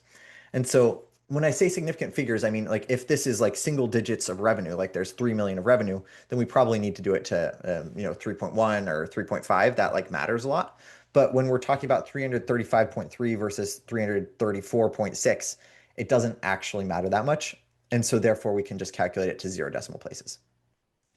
So hopefully you followed along with the mental math now. Let's next calculate the EBITDA. So we know that the multiple is going to stay, or the revenue, or the EBITDA margin is going to stay the same at about 20%. So then we have to calculate out what our EBITDA is going to be for each year. And this math is a little easier because basically we're taking 2 times this and dividing it by 100. So 2 times 265 is going to be 530. So that's going to be 53. And then we're going to take basically 2 times 281 is going to be 562. So that's going to be 56. Then we're going to take 2 times 298. That's going to be about 60 because basically I'm rounding it to 300. Then we're going to take 2 times 316. That's going to be about 630. So 63. We're going to take 2 times 335. That's going to be 670. So about 67. And again, I know I'm going pretty fast at the mental math here. So if you're not keeping up, like no pressure. If you're beating me, awesome. If you're not, like, again, I've done this hundreds of times and I'm trying to move fast just to make sure we can get through all the content. So the other sense check that you want to do as you're calculating out EBITDA is look at the dollar growth rate. And so instead of just saying like, hey, 20% of this, is 53, we want to say, okay, well, from year 0 to year 1, it increased by 3, went from 50 to 53. From year 1 to 2, it increased by 3 again. That makes about sense. then increase by 4, and then increase by 3, and then increase by 4. And that's due to rounding in this case. But we generally want to see that the percent or that the dollar amount changes by a similar-ish amount each year when the growth rate is stable and the margins are stable. Now, similarly for the revenue, we can see it increase by 15 in year 1, 16 in year 2, 16 in year 3, 17, 18. That's, again, it's just rounding, but basically when you have a growth like that on a percentage basis, the dollar amount can increase a little bit each year as well. Hopefully that makes sense. So next thing to get down to levered free cash flow, you all remember this formula. And if you don't remember the formula from your studies, it's really important to get fresh on the formula to get down to levered free cash flow. And so the formula to get to levered free cash flow is basically your EBITDA minus your D&A gets you to your EBIT, minus your interest gets you to your EBT, minus your taxes gets to your net income. So that's the key formula that I need you to remember to get to net income. And then to bridge to levered free cash flow, we add back the D&A, we subtract out the CapEx, we subtract out the increase in net working capital. So I know this is pretty advanced stuff. Like if you haven't done this before, this can sound really intimidating. But let's spend 2 minutes talking through the logic. So basically what we're trying to get to with levered free cash flow is a measure of how much cash should be attributable to you as the equity holder of the business. And so unlike unlevered free cash flow, we've got to account for the impact of interest here. And so that's why we are taking out interest on our way to get to levered free cash flow. But we can't just use net income because net income is an accounting metric that doesn't actually reflect cash. And so when we go from net income to levered free cash flow, we've got to add back the non-cash expenses like D&A. We've got to subtract out the cash expenses like CapEx and net working capital. So let's get some numbers to this as we work our way down. So going back up to the top, we remember that in our assumptions, the D&A was going to be 12 million. And so if we're taking our EBITDA and going down to EBIT, we're going to have to subtract out CapEx of 12 million per year. So let's do that here. That's going to go. And then we're going to calculate our EBIT. And this is just pretty simple math here where we're taking 53 minus 12 is going to be 41. And then addition, this is going to be 44. This is going to be 48. This is going to be 51. This is going to be 55. Pretty simple. That's addition. Now, the interest is where things are going to start to get a little complicated. Because for this part, we don't actually know what the interest expense is yet. And in a normal model, the interest expense would be fluctuating based off of the amount of debt. And so we have to figure out, in this case, what are we going to do about this whole interest rate scenario? And what we know is that the interest rate is 9%. And then we remember that there's this assumption up here that says there's no mandatory amortization and no cash sweep. So if you remember from the original presentation, we were talking about how mandatory amortization is like the amount of debt that you have to pay off each year. And cash sweep is the amount of debt that you can choose to pay off each year. And so in this case, we're assuming that there's none of that, which makes our lives a little bit easier. So we've got no mandatory amortization, we've got no cash sweep. And so let's talk through and figure out what this is going to look like in terms of interest. Well, we know that the amount of debt that we're taking out is 245 million. And we know that the interest rate is 9%. And so all we have to do to calculate the interest is multiply those two numbers. And so we've got 9% times 245. And that's, unfortunately, it's not a super easy math problem. But the easiest way to think about it is to take 10% of 245, aka 24.5, and subtract 1% of that, which is 2.45. And so we've got 24.5 minus about 2.5. And so that's going to get us to approximately 22 million of interest expense each year. Alternatively, if you want, you can just take 9 times 245, which would be get you the same answer. So that's going to be our interest expense each year. And in a paper LBO, you wouldn't want to like actually write out 22, 22, 22, 22, 22. One hack is just to say 22 and then draw an arrow out to the year 5 so that you make sure to calculate the fact that the interest is flat. Now let's get to the pre-tax income, also known as EBT, earnings before taxes. So here we're going to take the earnings before EBIT, we're going to add in the interest expense, and that's going to get us 41 minus 22 is 19. 44 minus 22 is 22. 48 minus 22 is 26. 51 minus 22 is going to be 29. And then 55 minus 22 is 33. Okay, pretty simple. Next up, is taxes. And so our tax rate is 25% here. And so basically what we can do is we can just multiply that 25%. I'm going to hit F4 to lock it. But again, we're going to be doing the calculations in our head here. And so we've got the 20, we've got that, and then we've got to multiply it by the 22. And so if we've got 41 minus 22 is 19. So we've got 19 times 25%, that's going to be about 5. So we've got subtract 5 in taxes. Then if we take 22, that's going to be also about 5. Maybe rounds to 6. And then 26 divided by 4, that's going to be about 6.5. And then 29 divided by 4, that's going to be about 7.5. And then 33 divided by 4, that's going to be about 8. Yeah. Okay, so then addition, again, we're going to take 19 plus 5 or minus 5. So that's going to get us 14. That's going to get us 16 and rounds to 17, gets us 20, gets us 22, gets us 25. Great. So we have the net income. Now, the next step is to bridge from net income to the levered free cash flow. So I'm going to take the net income and go lock it here. So we've got net income. We're going to carry that over. And then we've got our D&A and our CapEx. And so the D&A, we've got to add back this time. So I'm going to show it as a positive number. And then we've got our CapEx. And so I'm going to show that as a negative number because that is a use of cash to have capital expenditures. And so remember, when you're buying things like capital expenditures, what this is like you're buying factories, you're buying data centers, you're buying assets that are going to generate revenue for years to come instead of just for one period. And so that's going to be a continual use of cash. And then our net working capital, also a use of cash. And so since it's increasing, that means that the net working capital is going up and therefore it's a use of cash. Now we'll talk more about that in our full LBO when we're forecasting the actual net working capital. So please stick around if you don't understand what net working capital is and how to calculate it, but that's going to get you the net working capital. Okay, so now what we're going to do is we're going to calculate what does that mean for our levered free cash flow. Now, for this, unfortunately, it's a lot of addition and subtraction. So I'm going to do 14 plus 12. Well, plus is 26, minus 14 is back to 12, minus 4 is 8. So we got 8 in year 1. Then year 2, we've got 29, 15, 11. Then in year 3, we've got 31, minus 14 is 17, minus 4 is 13. And then we've got 22 plus 12 is 34, minus 14 is 20, minus 4 is 16. And then 25 plus 12 is 37, minus 14 is 23, minus 4 is 19. So what you're going to notice here is the free cash flow is increasing by about as much as EBITDA every year. EBITDA is increasing by 3 or 4 a year, and so is levered free cash flow.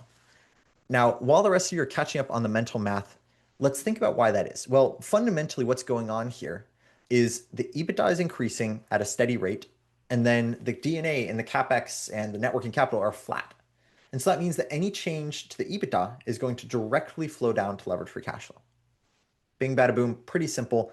Always check the actual amount that you end up with on a dollar term in addition to a percentage term. Because if we notice, for example, that it went 8 and then like 14 and then 13 or something like that, we'd probably be like, ooh, I might have made a mistake in my math, because you want these numbers to look smooth. You want them to increase by approximately similar increments every time. Hopefully that makes sense. Is the debt schedule. So this is where things get LBO specific as opposed to just model specific. And so on the debt schedule, what we're going to do here is we're going to project out the debt pay down for each of the different tranches. We've got a term loan, we've got a cash balance, and then we've got to figure out the interest rate. But before we get there, we have to figure out like, okay, how much cash flow do we actually have to pay things down? Well, that's going to be a sum of our levered free cash flow and our mandatory amortization. Now, in this case, we don't have any mandatory amortization. So I'm kind of just going to like skip this step. This is just for show. And so that's going to basically be equal to the stuff that we have above. So not a big deal. In this case, we don't have mandatory amortization. So the levered free cash flow that's available to pay down debt is the same as the levered free cash flow. Then we've got our term loan. So what is the initial balance of our term loan? Well, it's 245. And I'm going to link that right to the sources of cash here. So we've got 245 is our initial balance of the term loan. Then our mandatory amortization is going to be 0. Our cash sweep, if we go up to this assumptions, is also going to be 0. No cash sweep, as you see here. And so that means that's 245 minus 0 equals 245. And so Then in year two, well, what's the beginning balance of the debt going to be? Well, it's just going to be equal to whatever the ending balance was in the period before. So it's going to stay flat at 245 for the whole period. That was a lot of calculations for a very simple concept, which is to say the debt stays the same because we don't pay it down. There's no amortization. Like, I don't know what to say, folks. It's pretty simple. It just stays flat at 245. So the cash is where things are going to get interesting. So initially, what we're assuming on the cash here is that this is going to be $0 to start. And you'll note that I made these assumptions red in particular just because they're one-offs. Like it's not the same formula as the formula to the right or the left. And so there's $0 of cash and there's $0 of debt paydown. So that means all of our free cash flow goes to cash. And so I'm going to sum this up and I'm going to say, okay, so at the end of year one, we've got 8 million cash. Then at the beginning of year two, we've got 8 million of cash. We add in 11, and that's going to get us to 19. And then again, at the beginning of year three, we've got 19. We add in 13, that's going to get us 32. Then we've got 32 at the beginning of year four. We add in 16, that's going to get us to 48, and so forth until we end up with 66 million in cash flow, 67, whatever the rounding is, in year five. So that is what we call a cash corkscrew or something. Like there's a lot of different names for it, or like a debt corkscrew or debt waterfall. Like there's a lot of different names for it. But basically the concept here is it's kind of like a corkscrew where the ending of year one is the beginning of year two, the ending of year two is the beginning of year three. And so it sort of just cycles off to the right like this. I want you to like pay attention to that pattern because that comes up constantly in LBO modeling. So the last piece we have to do here on the debt schedule is to calculate the interest rate. And so the interest rate here, as we recall, is going to be based off of the average balance. Now we don't want to use the ending balance because fundamentally, like let's say that let's actually play around with the numbers here. So let's say that year one was just like an incredible year, and we paid off all of the debt. And so at the beginning of the year, it's worth 245, and then we get a check on like December 30th or something like that for 240 million, and we pay off all the debt in the last day. Well, the ending balance is going to be zero. And so if we calculated the interest rate based off of the ending balance, our interest would be zero.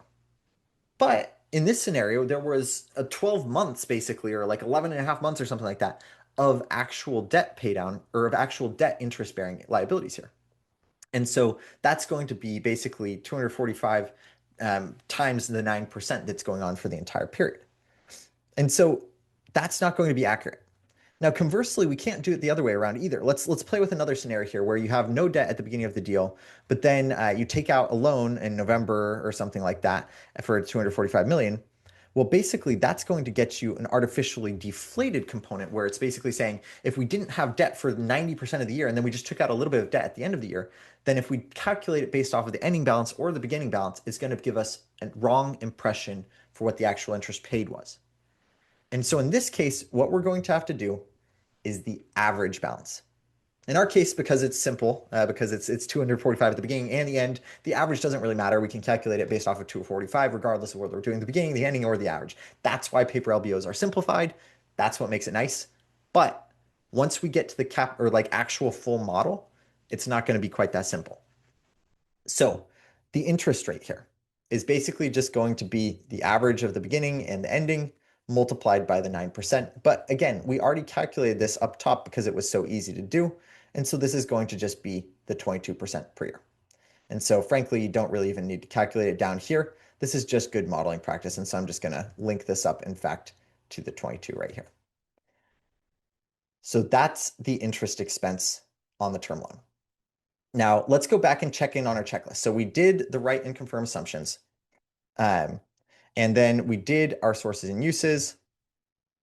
We did our P&L down to levered free cash flow. We did our debt schedule. We did our returns and sensitivities. And I'm just going to quickly do a strike through here just for fun on those ones, or I'll do it just for the first four. And so we can sort of mark these off. Alt K, that'll give us a strike through. So we're checklist. We're 4/5 of the way done. The last thing we need to do here is the returns and sensitivities. So the returns and sensitivities are basically going to be this section down at the bottom where we're trying to calculate what is actually going on with our exit equity value. So let's start with the EBITDA. So our EBITDA in this year, in year one, is going to be 53. And so what I'm doing here hypothetically is I'm saying, okay, what would happen if we just sold the business in year one? Like, I'm not saying that's common, um, and I'm not saying that's likely. Like most of the time, it takes at least a few years. But typically in a model, the best practice is to show what the returns would look like for each year that it's going on, regardless of whether that's year one, year two, year three, year four, year five, or something like that. And so I'm just going to link up the EBITDA like that. Then next up is the multiple. So the multiple here, if you remember, compressed.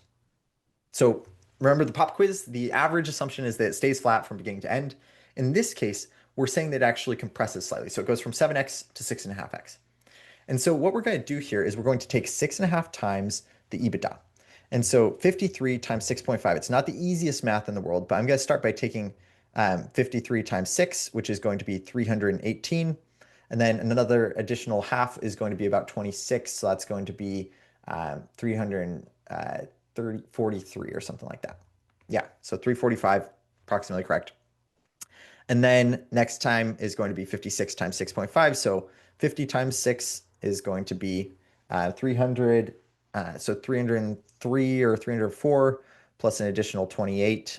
So this is going to be, or, well, let me think if I'm doing that correctly. So it's going to be, well, actually, I'm so sorry. In this case, because we have the assumption that it's ending on year five, we don't have to do these calculations here for a year five exit. The only reason that I would normally do this is for like a full LBO model. And so let's actually skip that for now, just to keep the math a little bit simpler. And just know that for a full LBO model where you're building Excel, you would want to do it through years 1 through 5. But let's just skip straight to year 5 here, and we'll do 67 times 6.5. So thank you for the patience with the detour there. So 67 times 6.5. So first thing we're going to do is we're going to take 60 times 6, which is 360. And then we're going to take 7 times 6 is 42. So that's 402. And then we're going to take 0.5 times 60 is going to be 432, plus 0.5 times 7 is going to be 435.5. And so our exit value here is going to be about 435. And that's going to be the enterprise value. Because when we're doing EBITDA and multiples, we don't want to compare things on an apples to oranges basis. And so an apples to apples basis is EBITDA times multiple equals enterprise value. Then we have to figure out, okay, what's the equity value going to be? Because we care about your equity returns as the private equity investors. We're not private investors, we're private equity investors. And so what we're going to do here is we're going to add in the cash. So remember, enterprise value plus cash minus debt equals equity value. And so we're taking the 435 and we're adding in 66. But then we have to subtract out the debt because we didn't do any debt pay down, and that gets us to our equity value. So let's calculate that. So 435 plus 66 is going to be 495 plus 6, 501, minus 245 is going to be 256. And so let's just check this here and see if we got that right. Entry is 256. Okay, great. So that's how much money we get out. And remember the multiple on invested capital formula here. It's what did I put in? What did I get out? So what did we get out of this? Well, 256. Now, what did we put into it? Well, that's just going to be the 105 on the sources and uses up here. And so fundamentally what we're doing now is we're calculating the MOIC. We've got 256 out. We put in 105 in. And so this looks pretty dang close to 2.5x, just like squinting at it a little bit. Now, let's do the math just to sense check, like what's that going to be? Well, if we do 2.5 times 105, that's going to get us 260 or something like that, or what would that be? That'd be 250 plus plus like 12 or something, so like 263 or something like that. And so this is fundamentally going to be probably about a 2.5, 2.4-ish in terms of MOIC. And so I think that's going to be about 2.4, like we said. And so that's going to be our MOIC. And then I want you to remember, what is the IRR associated with one of these MOICs? So if you remember the chart that I shared earlier, basically we've got three things you need to remember. 15% is equal to 2x. And then 20% or 2x or 20% is equal to 2.5x. And then 25% is equal to 3x. And so if you remembered those three numbers right there, you're going to know that a 2.4x is probably going to be somewhere in between 15 and 20%. And since it's a lot closer to 2.5x than it is to 2x, we're going to call that about 19%. and then we'll check it using Excel. We'll raise this to the 1/5, and then in fact, it's going to be rounding close enough to 20%. Okay, so folks, that was the first paper LBO. That was paper LBO A. And just to recap what we did, the first thing was write down and confirm the assumptions. We went through the sources and uses. We calculated the P&L down to levered free cash flow. We built out the debt schedule. And then we calculated our returns and our sensitivities at the end. We've already done a bunch of theory. We've done one of the paper LBOs. And so at this point, again, mental math, focus on mental math. Those of you who are doing it with pen and paper, props off to you. That's incredible. Really happy for you. And you want to focus on speed. And so we just took, about 30 minutes to do this paper LBO. And that's fine because this is our first time going through it together. I'm talking through these concepts live. But in reality, in the battlefield, you're going to need to be able to get 15 minutes or less to pass, less than 10 minutes to be impressive. And then the best candidates that I've ever seen can do something like this in about 5, if you can believe it or not. And that's not going to guarantee you an offer, but it's going to be really impressive to your interviewer. But it's much more important to be accurate than speedy. Obviously, you want both, but if you have to choose, get the right MOIC. Don't get it done in 5 minutes with the wrong MOIC. A couple other tips here on this, like make sure that you're rounding to the nearest whole number unless there's two significant figures. And then also look for ways to simplify calculations. So one of the things that we could have done on simplifying calculations, and this is a really good hack that you should write down if you're planning on doing a lot of paper LBOs, is you don't actually want to calculate the taxes separately. You want to calculate out the pre-tax income multiplied by the tax 1 minus the tax rate to get to the net income. And so for example, instead of saying, hey, we're going to calculate taxes as 25% of that, and that's 5, what we're going to say is what's 75% of 19? Well, 14. And so that's going to be a faster way of doing the mental math that we can test out in the future. Let's flip on over, stretch a little bit, make sure that you're, again, that you're well caffeinated, you're woken up, you're ready to go, because we've got another one of these to bust through. And this time, unfortunately, I wasn't nice. I didn't give us a template. We're going to be building this one from scratch. So let's dig in. So as we read through this, let's look at this. So we've got a prompt similar to the other one. They'd be reading this out loud. So they'd say, okay, great. Your Lazard MD calls you over and they say, hey, Max, nice job on that last one. Wall Street Mastermind must have really taught you something good. I've got another deal coming through. So let's say we're looking at a specialty services business with LTM revenue of 180 million and LTM EBITDA of 36 million. So that's a 20% margin. We think we can acquire it for 6.5 times LTM EBITDA and exit in year 5 with some multiple compression at 5.5x. And again, I know that I've said that the most common assumption is holding it flat, but in this case, we're being conservative. Now, we expect revenue to grow at a 4% CAGR over the holding period. And we also believe we can improve profitability through pricing and operational initiatives. And so EBITDA margin is going to expand by 500 bips over 5 years. What does that mean? Well, 500 bips. What is a bip? What is a bip? It's a basis point.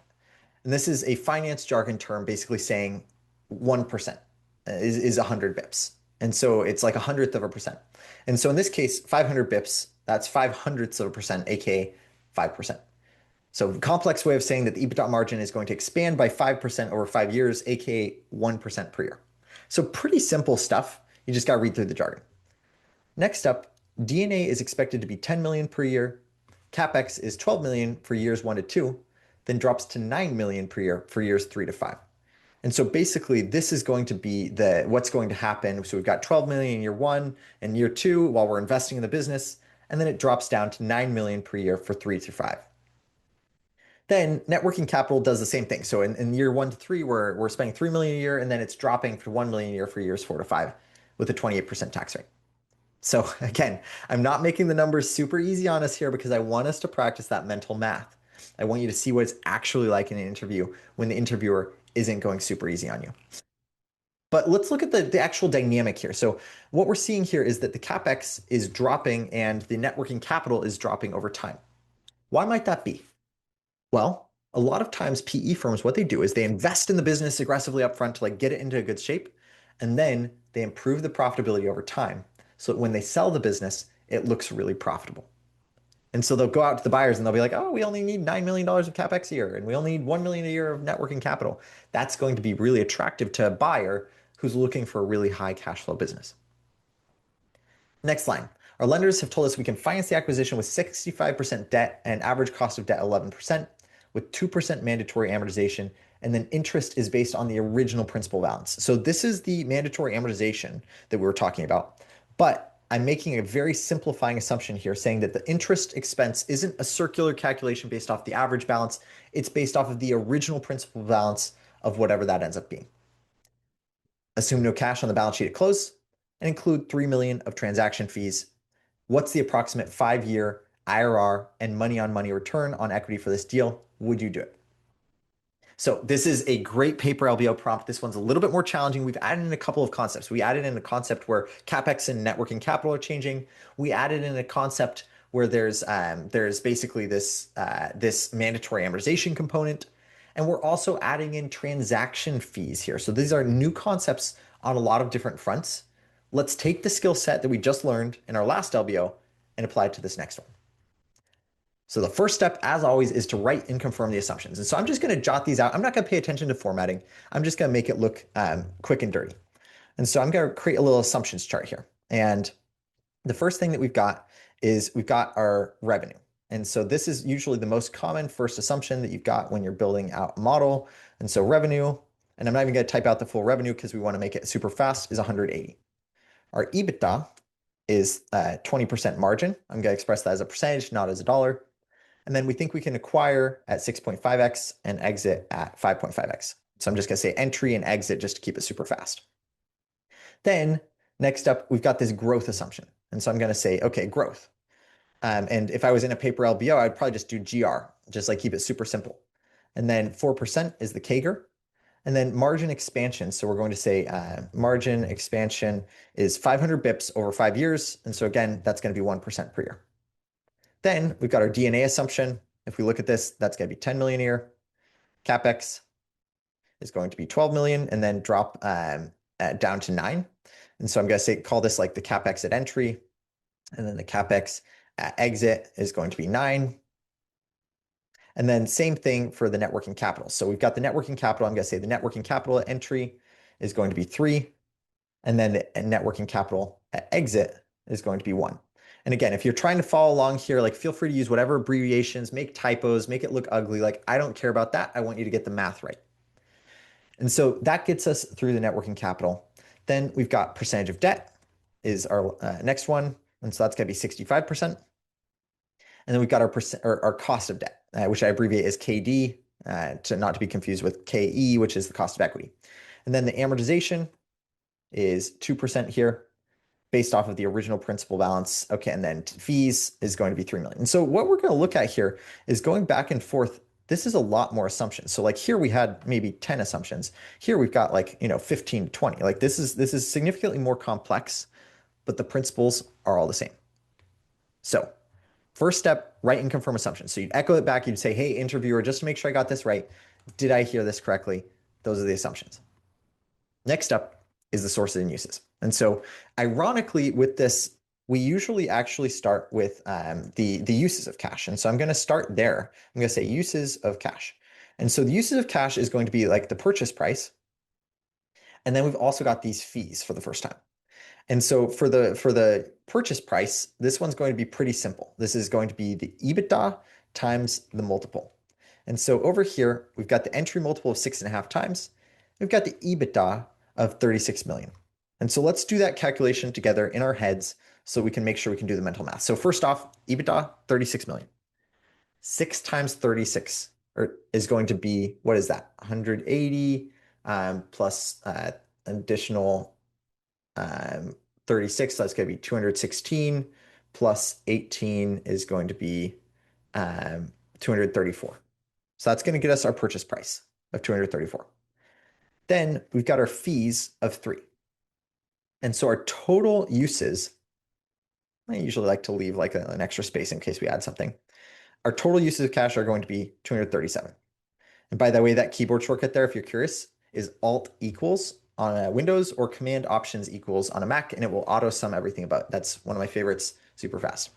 I'm going to just throw in a bold with a Control B or Command B, and I'm going to do a top border, which is Alt H BP. I'm not going to get too fancy on the formatting here. It's going to look like trash. We're just going to make it look a little nicer. So that's going to be the uses of cash. Now, what about the sources of cash? And so let's try this out. So the total sources of cash is going to be debt and equity. As simple as that. So what's going to go on here? Well, first off, on the debt side of things, we know that this is going to be 70% of the enterprise value. Or what do we say? 65% of enterprise value. We could have expressed that as a multiple, and honestly, most of the time it is expressed as a multiple, but in this case, it's going to be 65% of the purchase price. And in general, if you don't know if it's 65% of the total uses or 65% of the purchase price, you want to clarify that beforehand. In this case, we're going to do 65% of the purchase price. And so when we're calculating this, we're going to say, okay, well, first off, what is 2/3 of 234? Well, I know that 2/3 of 200 is going to be 66, and then 2/3 of 33 is 22. So I'm going to call this, or well, sorry, no, it's going to be 100. Let me think. So 2/3 of 234 is going to be slightly less than 160 because I know that 240 divided by 3 is 80, multiplied by 2 is 160. And so then let's actually do the math. So 6 times 234 is going to be 120, 138, 140 plus 5% is going to be 152 or something like that. And then, yeah, okay, 152. Awesome. That one's not super easy. So you might have to like write it out and like do some scratch math on the side. So we've got 152 of debt. And then our equity is going to be the plug between those. So if we've got 237 of uses and 152 of debt, then that means we've got 85 of equity that we've got to plug. And so the way that we actually calculate this in the model is we say the sources is equal to the uses. We literally set it equal to that. And then we take the difference here. Now in your paper LBO that you're doing with pen and paper, don't even bother writing the total here. Like that's a waste of time. Just make sure that the numbers match up. Okay. So that's our sources and uses. We've got 237 million of cash on both sides. Done. Bing, bada, boom.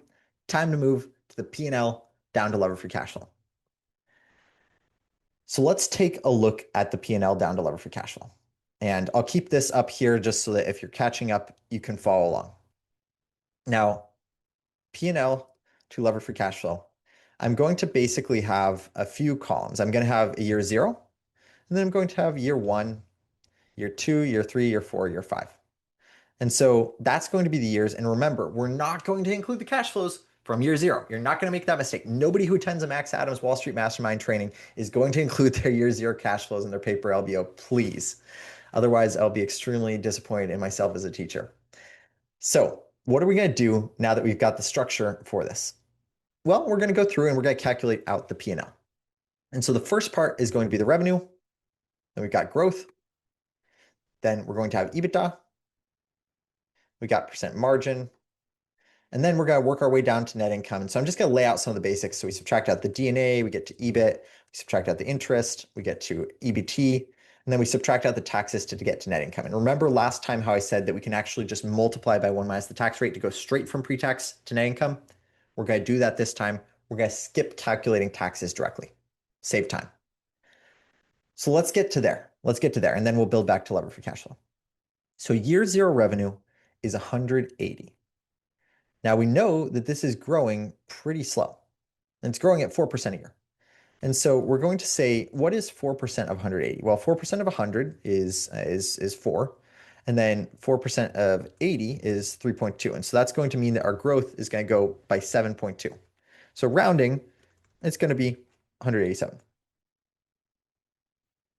And then the next piece is year 2. So if we've got growth at 4% per year, what's going to happen in year 2? Well, again, we're going to increase 187.2 by 4%. And so we got 4% from the 100, and then 87 times 4 is going to be a little closer to like 90 times 4. So that's 3.6. And so it's going to be a little closer to 8 increase versus 7 increase. And so that's going to get us a little closer to like 195.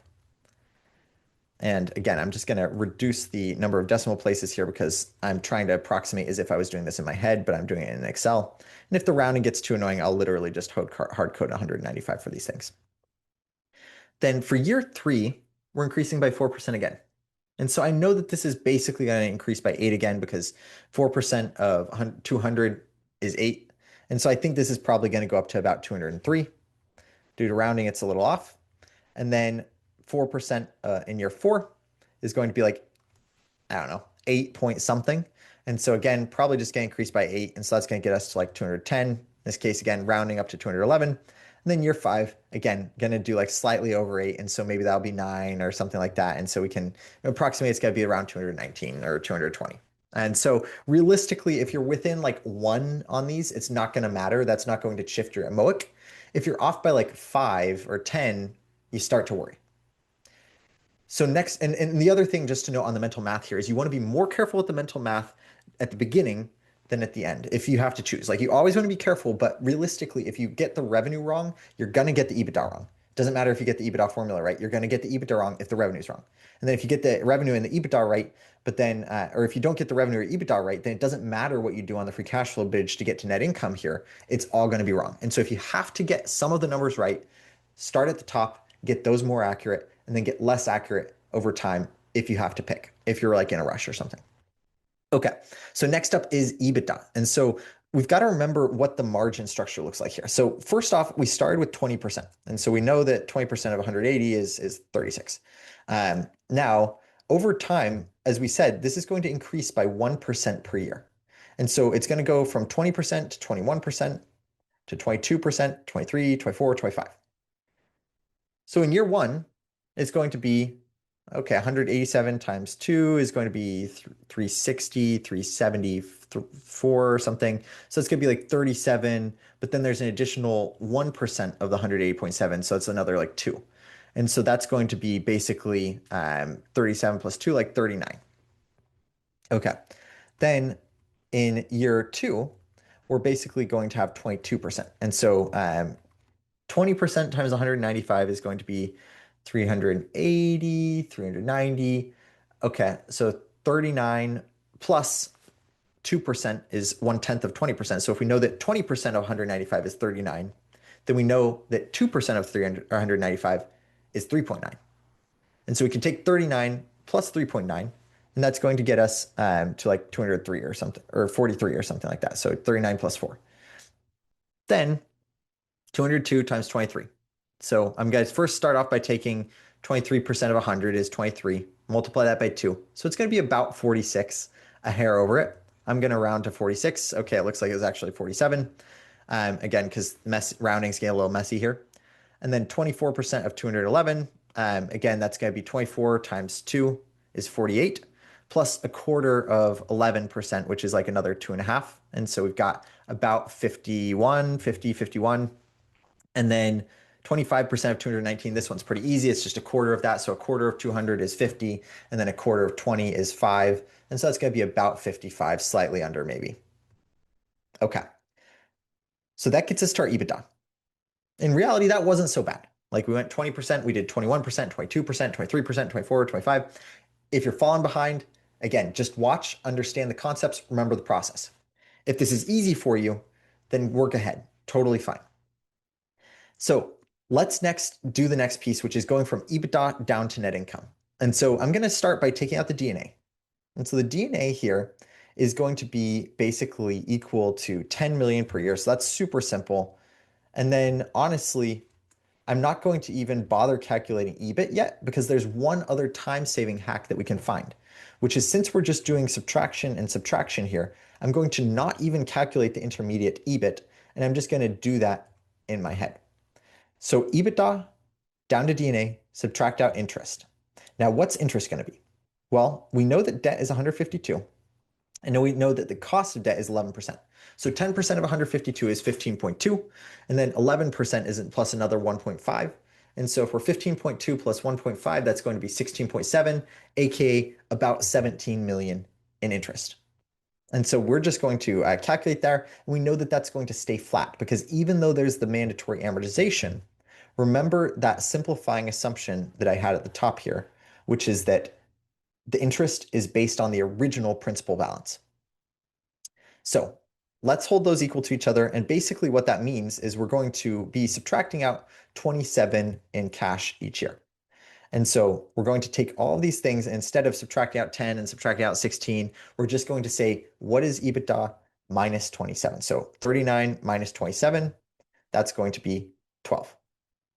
And then rounds to 13. In this case, 43 minus 27, 16. 47 minus 27, 20. 51 minus 27, 24. 55 minus 27 is going to be 58, or 28, sorry. And so that gets us ultimately to our pre-tax income. We just saved a step. We made the mental math a little bit easier. You always got to be looking for time-saving hacks. The next up is the net income. And so we're going to take the EBT, we're going to multiply by 1 minus the tax rate. Instead of saying, hey, we're going to calculate the taxes and then do subtraction, we're just going to do one single additional, or we're going to do one multiplication. That's going to save us time. And so if we know that the tax rate, let's see if that was assumed here. Did we write that down? Let me see where we put that. Oh yeah, tax rate's 28%. So I missed that in my assumptions over here. And so let's just add that really quick. I'm just going to do Alt-HIR to insert a row. We're going to say taxes are 28%. Okay, so that means that I'm going to have to multiply all of this by 72%. And so honestly, multiplying it by 70% is probably, I guess, close enough. But let's do some of the math here. And so if we know that net income in year one, or pre-tax income in year one is 13, then we're going to take, 7 times 13 is going to be 7 plus 21, so about 9. I'm going to call that close enough with these small numbers to say that this is going to round to 9. Then 72% of 16, let's take 7 times 16 is going to be 7, so 11.2. And so, and then since it's additional 2%, we're just going to round that up to 12, or sorry, to 6, yeah, to 12. I think I did that wrong. Oh yeah. It's like, what's going on there?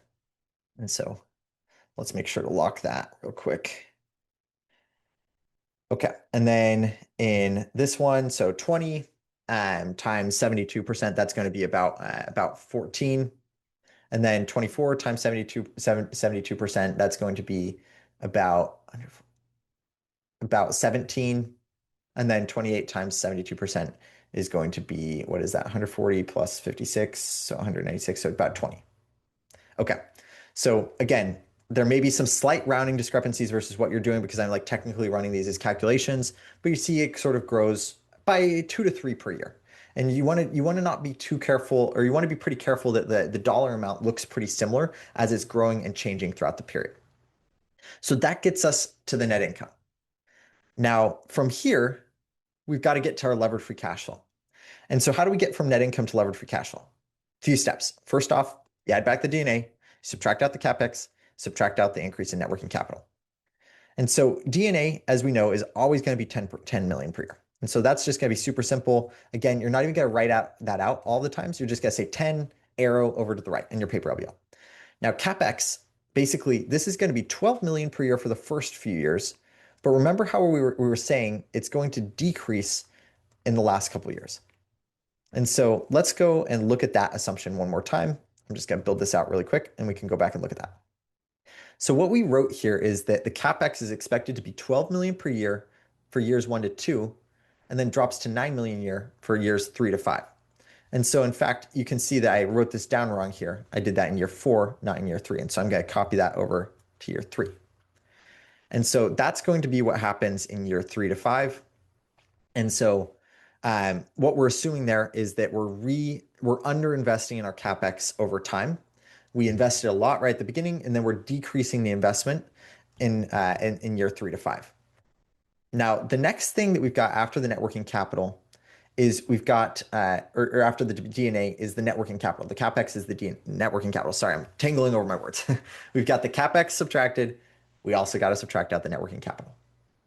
And so what happened with the net working capital? What was a similar idea where we had 3 million for years 1 to 3, and then 1 million per year for years 4 to 5. And so net working capital here is going to link up to 3 million in years 1 to 3. So I'm just going to link that up right here. And then I'm going to link that down to 1 million for years 3 to 5. And so that's going to go down. And so what we're going to see here is that ultimately we can sum all of this up. And since this is going to be flat each year, we know that these changes are going to be the same. And so we're going to say this is -5. If we look at this, 10 minus 12 minus 3. So that's -5. And so if we're going to our levered free cash flow, all we have to do is take net income -5 for the first 2 years. So 9 minus 5 is going to be 4. And so I'm just going to do a quick sum formula to confirm, but that should be 4. Then 12 minus 5 is going to be 7. Now, in year 3 through 5, it changes a little bit. And so instead of doing net income minus 5, we're going to do net income. In fact, actually, these balance each other directly. And so it's just going to equal to net income because you see we've got $10 of D&A and $10 of CapEx and net working capital. And so basically, we're going to say net income plus 10 minus 10, aka just keep it flat. So that gets the math easier. We've got 14, 17, and 20. Okay, folks, that is our levered free cash flow. Excellent job getting up to that point. Next piece, let's take a look. So we did our sources and uses, we did our P&L down to levered free cash flow. So the next piece is the debt schedule. Let's talk about a debt schedule. And this one's going to be fun because this is the first time that we've actually incorporated mandatory amortization. And so that's something that we want to talk about, is how to figure out what the mandatory amortization looks like and how to actually build the debt schedule. So remember, in a debt schedule, there are a few main pieces. And so I'm just going to start down here. I'm going to say debt schedule. And on the debt schedule, we want to make sure that we've got years 1, year 2, year 3, year 4, year 5. I'm just going to copy that over. And then we've got a few pieces. So first off is the levered free cash flow. Then second off is the mandatory amortization, because we've got to subtract that out. And then we've got the levered free cash flow available for cash sweep. And so that's what this is going to look like. Then the next section that we're going to have here is we're going to have a section for our term loan. We're going to have a section for our cash balance, cash balance, and then we're going to have a section for our interest rate. And so these are the sort of functional sections that I want you to be aware of for the debt calculation. Now, on the term loan, let's talk through what goes into this. Well, first off, we've got an initial balance, and then we're going to subtract out any mandatory amortization. And honestly, I would just like abbreviate that as like MA or something like that. And then we'll have the cash sweep, if any, and then the ending balance. Now, in this situation, because we don't have a cash sweep, we know that that's going to be 0. But let's start plugging in some of the numbers on this debt schedule here. So first off, the levered free cash flow is going to be simply equal to what we had up here. So I'm just going to link that up. It's going to be 4, 7, 14, 17, 20. I would not even bother writing that down if you're doing this pen and paper. Then let's calculate the mandatory amortization, because basically what we're trying to figure out here is how much cash is actually available discretionary to pay down debt. And so we've got to subtract out any mandatory obligations like mandatory amortization. And so our mandatory amortization here is going to be, what is it? We've got 2% on the debt balance. And so 152, 2%, that's going to be about $3 million per year. And so we're going to say that the debt is going to be mostly, we're going to basically say, hey, unfortunately, we only had 4 million of cash this year, and we have to use 3 million of it to pay down our mandatory amortization. So it's like a ridiculous portion of our cash is actually going towards the mandatory amortization. And so then what's going to be available for the cash sweep? Well, let's see over time. So 1 million, 7 million, 4 million, 11 million, 14, 17. Pretty simple. Okay. Now let's calculate what's going on with the term loan here. So the term loan in year 0 or year 1 is going to be equal to the 152. But then each year we're going to subtract out 3 million.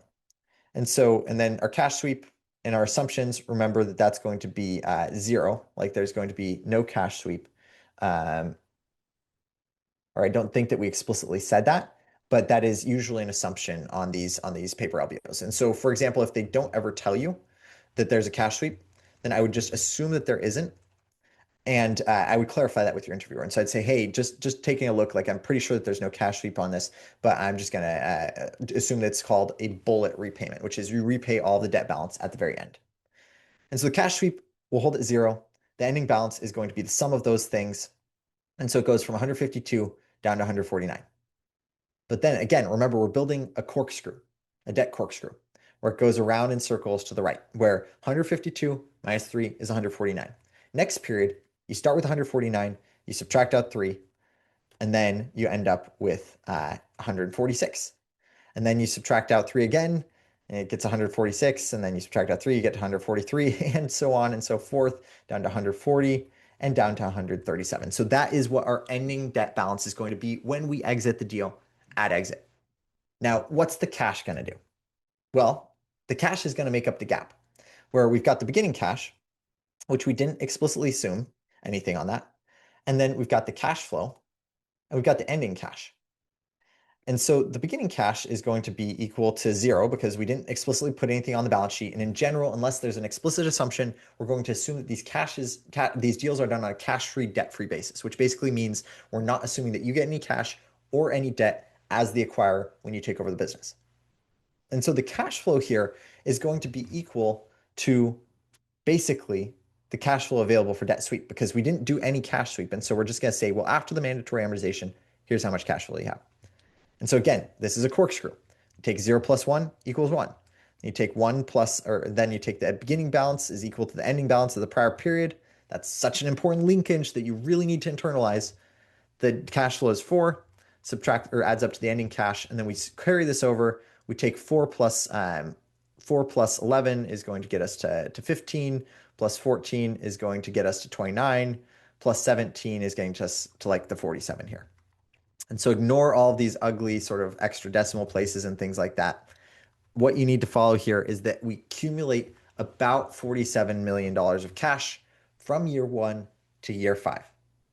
Then we do a double check and we say, am I including year 0 cash flows? No, there's no cash flows in this column. I'm not including any of that.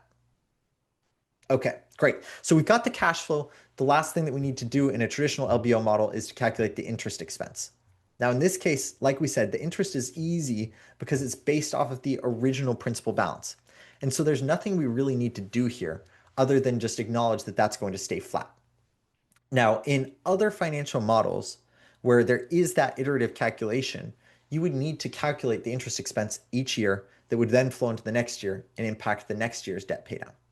But for now, we're actually even going to skip the interest rate and we'll go straight to the next step, which is returns and returns calculations and sensitivities. And so let's go back to our checklist. We did the assumptions, we did the sources and uses, we did the P&L down to levered free cash flow, we did the debt schedule.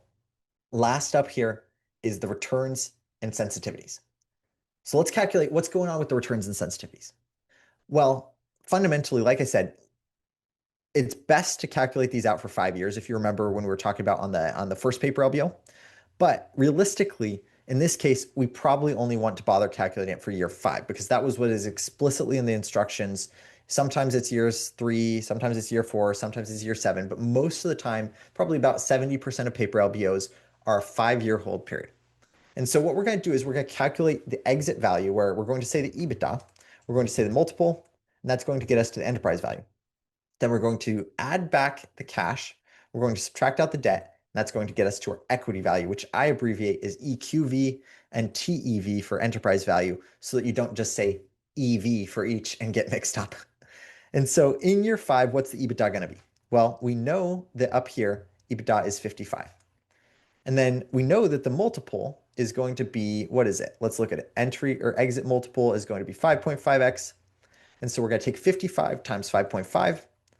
And so 55 times 5 is going to be 275 plus a tenth of that, which is 27.5. So that'd be about 302, 303.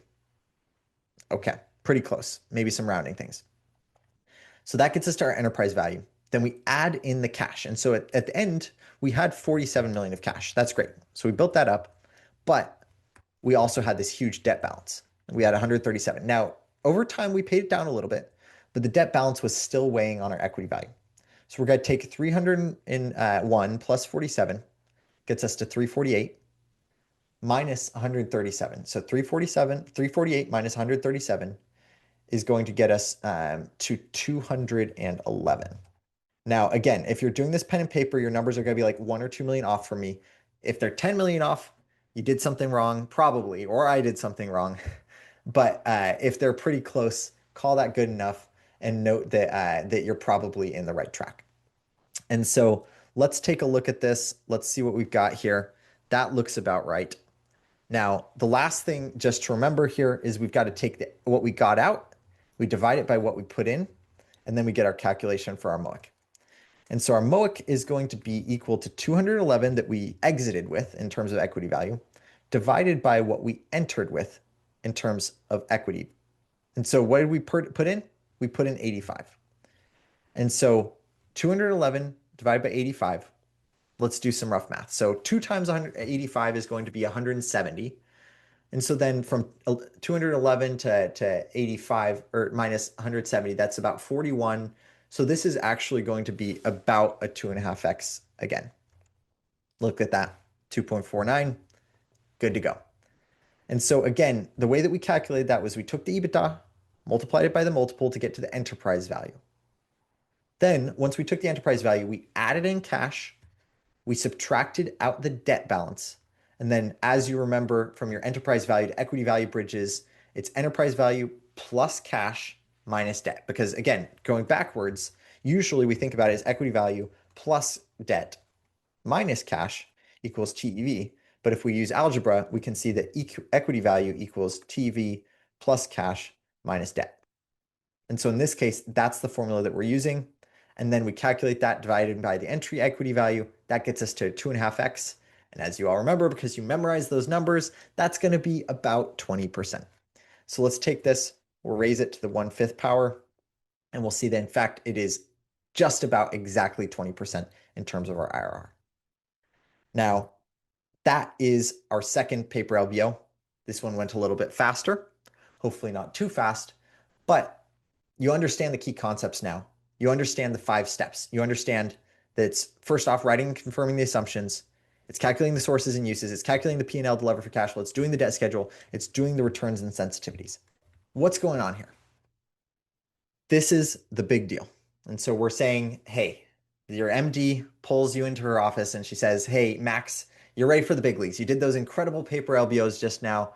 We have a $1 trillion deal coming through the pipeline. And with your background at Wall Street Mastermind, you're the only one I trust. Don't mess it up. So let's dig into what this deal looks like. So first off is the valuation.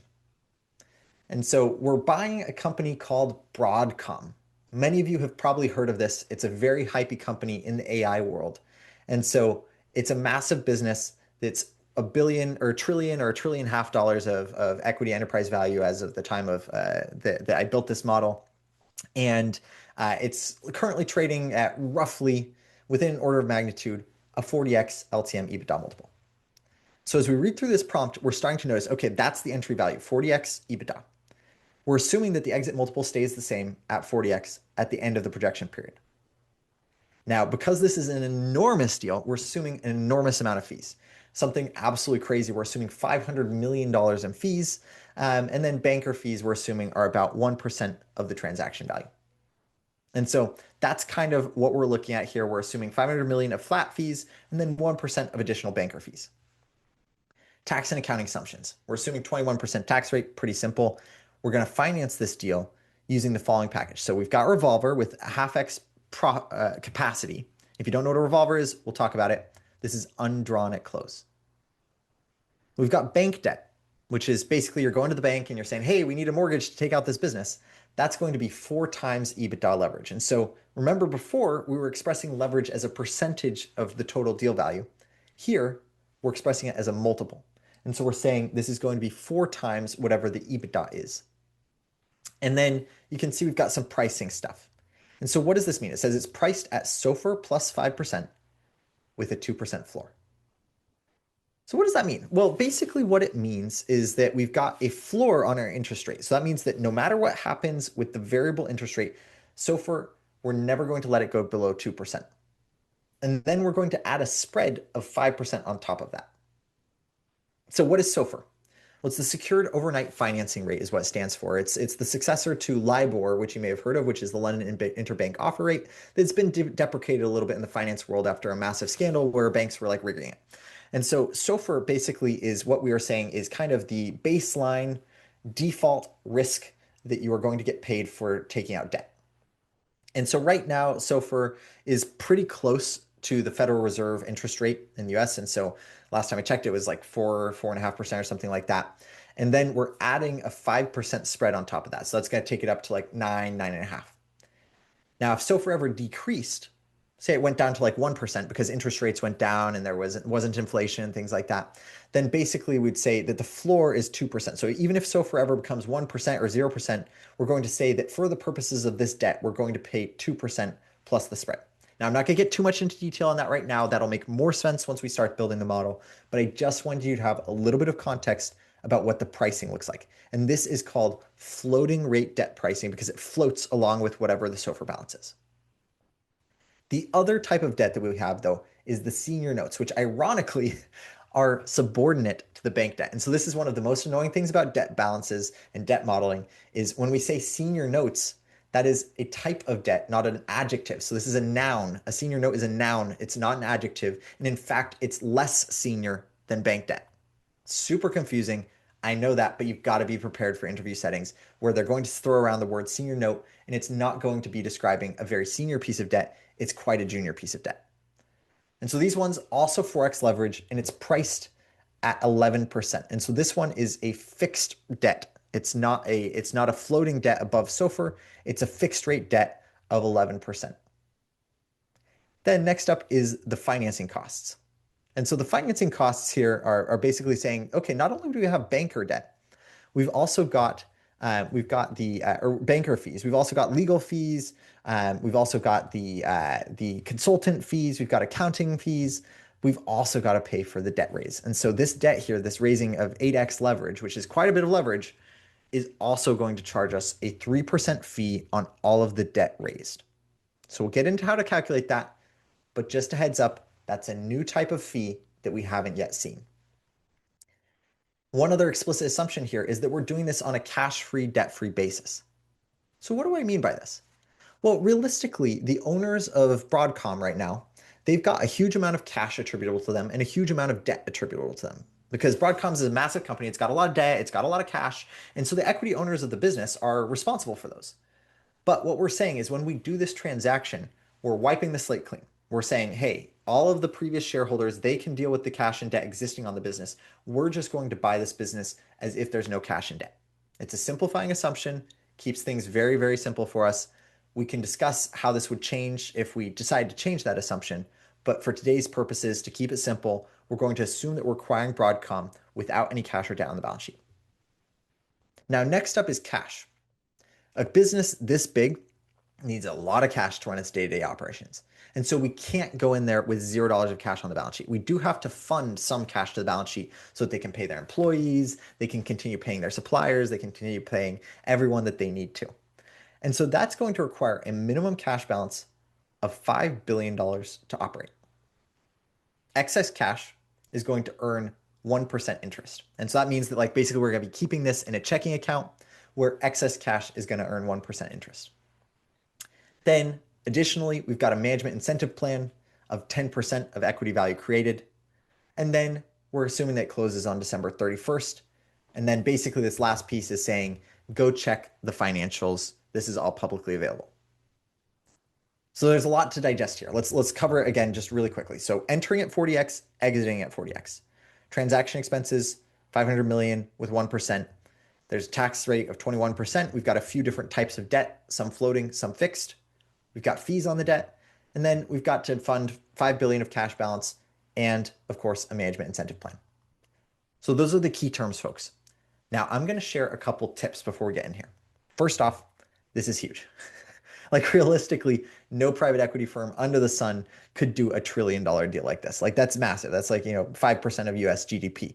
And so not all of the numbers are going to make sense. Not all of them are going to be like the most classic like LBO. This is just a fun business. I thought it would be interesting to talk about. We're in the middle of the AI hype right now. And so it's a lot of interesting case studies to go through.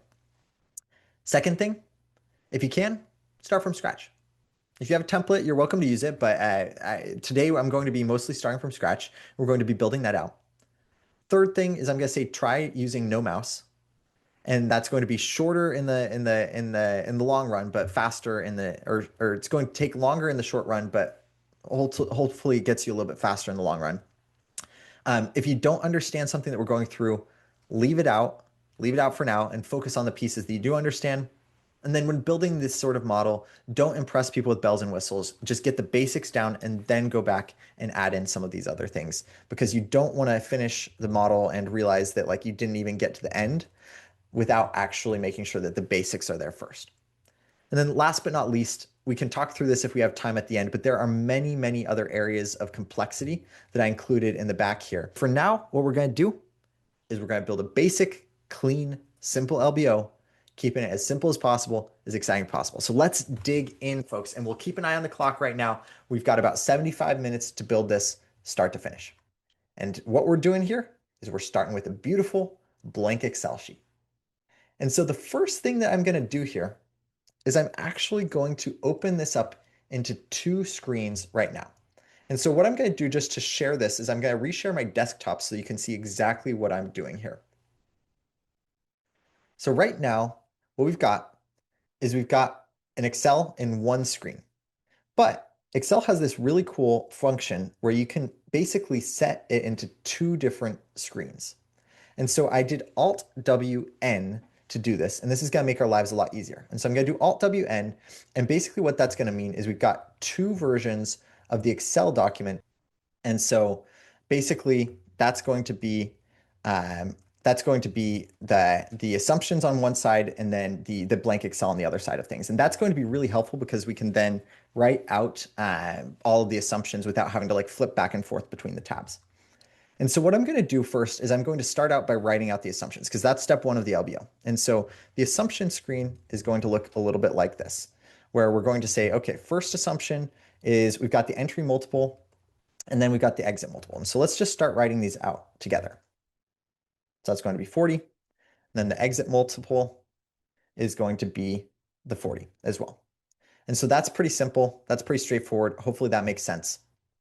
Now, the next assumption that we've got here is the transaction expenses. And so remember earlier, we were talking about how we've got all of these massively expensive lawyers. We've got all these massively expensive folks that we're paying to do our accounting diligence and our consulting. It's not cheap. And so then we're going to add in the fees of 500 million. I'm going to call these the fixed fees. And I'm going to call these the banker fees is the next piece. And so if we scroll over a little bit on this other tab, we're going to remember that it's 1% of transaction value. So we've got the fixed fees of 500 million. We've got the banker fees of 1%. Now, beyond that, we've got a few other things. Well, we've got our tax rate, which is going to be 21%. And so our tax rate, we'll say 21% there. And then we've got our financing structure. And so I'm going to build out a separate section for our financing assumptions. And so this is basically going to be like our transaction assumptions. And then we're going to have our financing assumptions. And so if you want to make it look a little bit nicer, I'd recommend splitting it out into these two categories. And so first we're going to have our revolver. Then we're going to have our bank debt. We're going to have our senior notes. And then that's going to get us a few different things. So we've got to have like the multiple. And so this is the multiple of debt. This is the SOFR. And then this is the SOFR floor. And then this is the spread. And so for this one, the revolver, this is going to be 0.5x capacity. But again, that's not drawn at the beginning, which means that like we didn't actually take that. Oh, also, did this not share again? Did I miss it? Give me 1 second.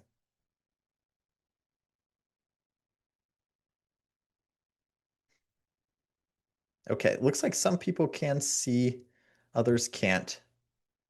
Okay, thank you. I'm glad that some can. Feel free to just like double check that. If that's not coming through, let me know. But anyways, yeah, so we've got revolver of 0.5x, we've got bank debt of 4x, and then we've got senior notes of 4x. And so the SOFR floor on this one is going to be 2%. This one's going to be 2%. This one's going to be not applicable because it's a fixed rate debt. And then this one has a spread of 5%, 5%, and then 11%. And so that's going to get us ultimately what we need to know for the debt here. And then let's keep going from here. So the other assumptions that we've got are cash-free, debt-free. We don't really need to write that down. We've got the financing costs. That's going to be a good one to write down. And so we're going to call that one 3%. And then our cash, so this is our minimum cash, is going to be 5 billion. And then ultimately, and since we're doing this in millions, like we did 500 million there, I'm going to make this 5,000 because that's billions. And then management equity, I'm just going to call that MIP, management incentive plan. We're going to call that 10%. And then the entry is um, going to be the 12/31/25. Okay, great. So we've got some of the basics here. We've got our transaction assumptions, and I'm just going to format this slightly nicer. This is going to be a little ugly because I don't know exactly what color palette this is going. Might just play around with it. Normally, it's like sort of a nice blue like that you use for a lot of these transaction headers, and then a white for like the text. And so you can see I have this in like my quick access toolbar up there. You're all going to have like different color schemes on your Excel, and that's totally fine. And so don't feel the need to like exactly copy what I'm doing. And then I'm going to just underline some of these things really quick. And then I'm going to make sure that the multiples are expressed as like 0.0x. And so this is a fun little keyboard and formatting shortcut that we can spend a second on. In order to get to the formatting menu of Excel, you hit Control 1 if you're on PC or Command 1 if you're on Mac to get to this table thing right here. And so then when we go to Format Cells, I'm going to do Control Page Up and Page Down to toggle between these tabs. You can see that, Control Page Up, Control Page Down.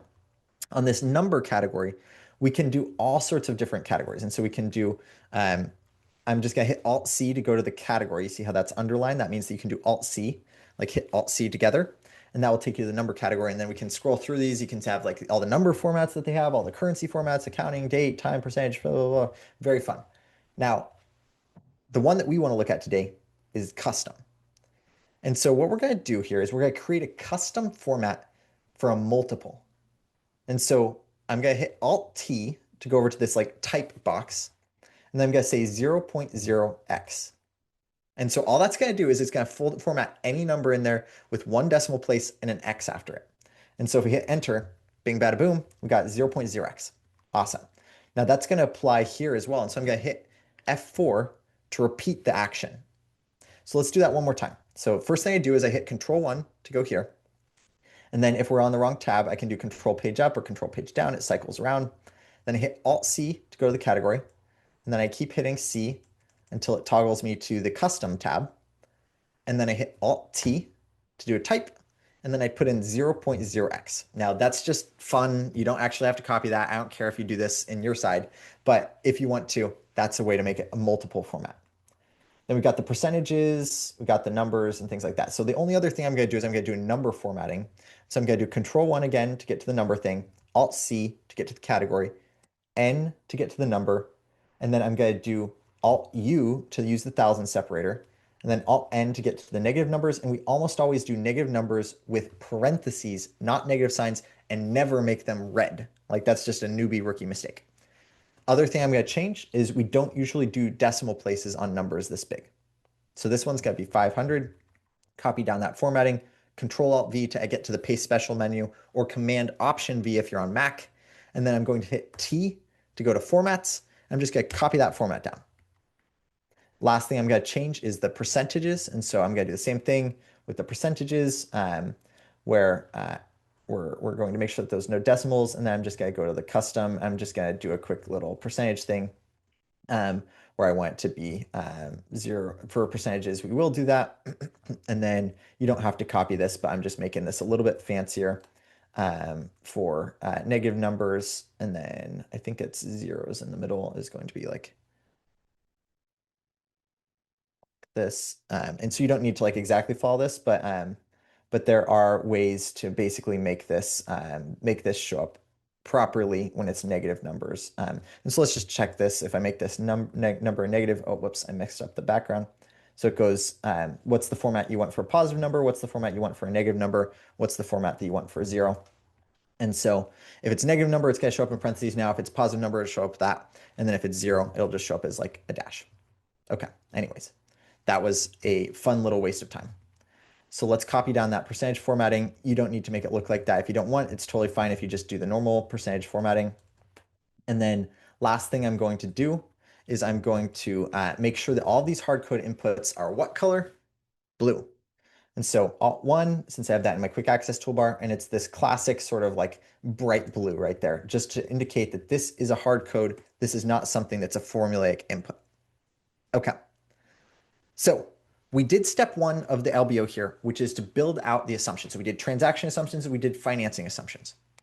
Now, the next piece, as you remember, is the sources and uses. So we got transaction assumptions, we got financing assumptions. Let's build out the sources and uses. And so here I'm creating a little elevator column so I can just do control up and down to like quickly get back and forth between sections. I like to put an X next to things. This is just Max's modeling tips here. And so we're going to have a sources of cash and a uses of cash. So we've got sources of cash and then we've got uses of cash. And we may add or remove some rows. And here, again, we're actually going to start with our uses of cash. That's what we always start with our LBOs. And so I'm just going to give us a nice big uses of cash table here. So what are we going to be spending money on here? Well, we've got a few things. First off is obviously that we're going to be buying the company. So this is the purchase price. And the purchase price is going to be based off of the entry multiple, entry value. And so we'll come back to that in a second. Other things that we're going to do after we do the purchase price is we're going to do the banker fees. And so we've got to pay the bankers a ton of money for doing a $1 trillion deal. They're going to get rich. Everyone's going to get promoted. It's awesome.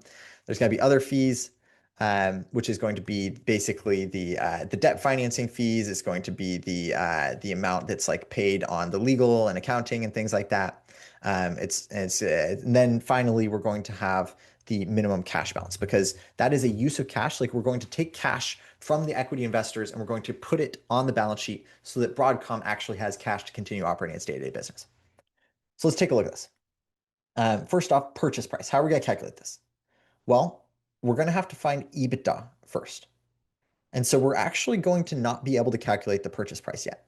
And this is a common problem in sources and uses building is like if stuff is based off of EBITDA and you aren't given EBITDA, you have to go find EBITDA before you can build the sources and uses. And so this is a slight violation of the rule that I taught you, which is assumptions, sources and uses, P&L down to lever free cash flow.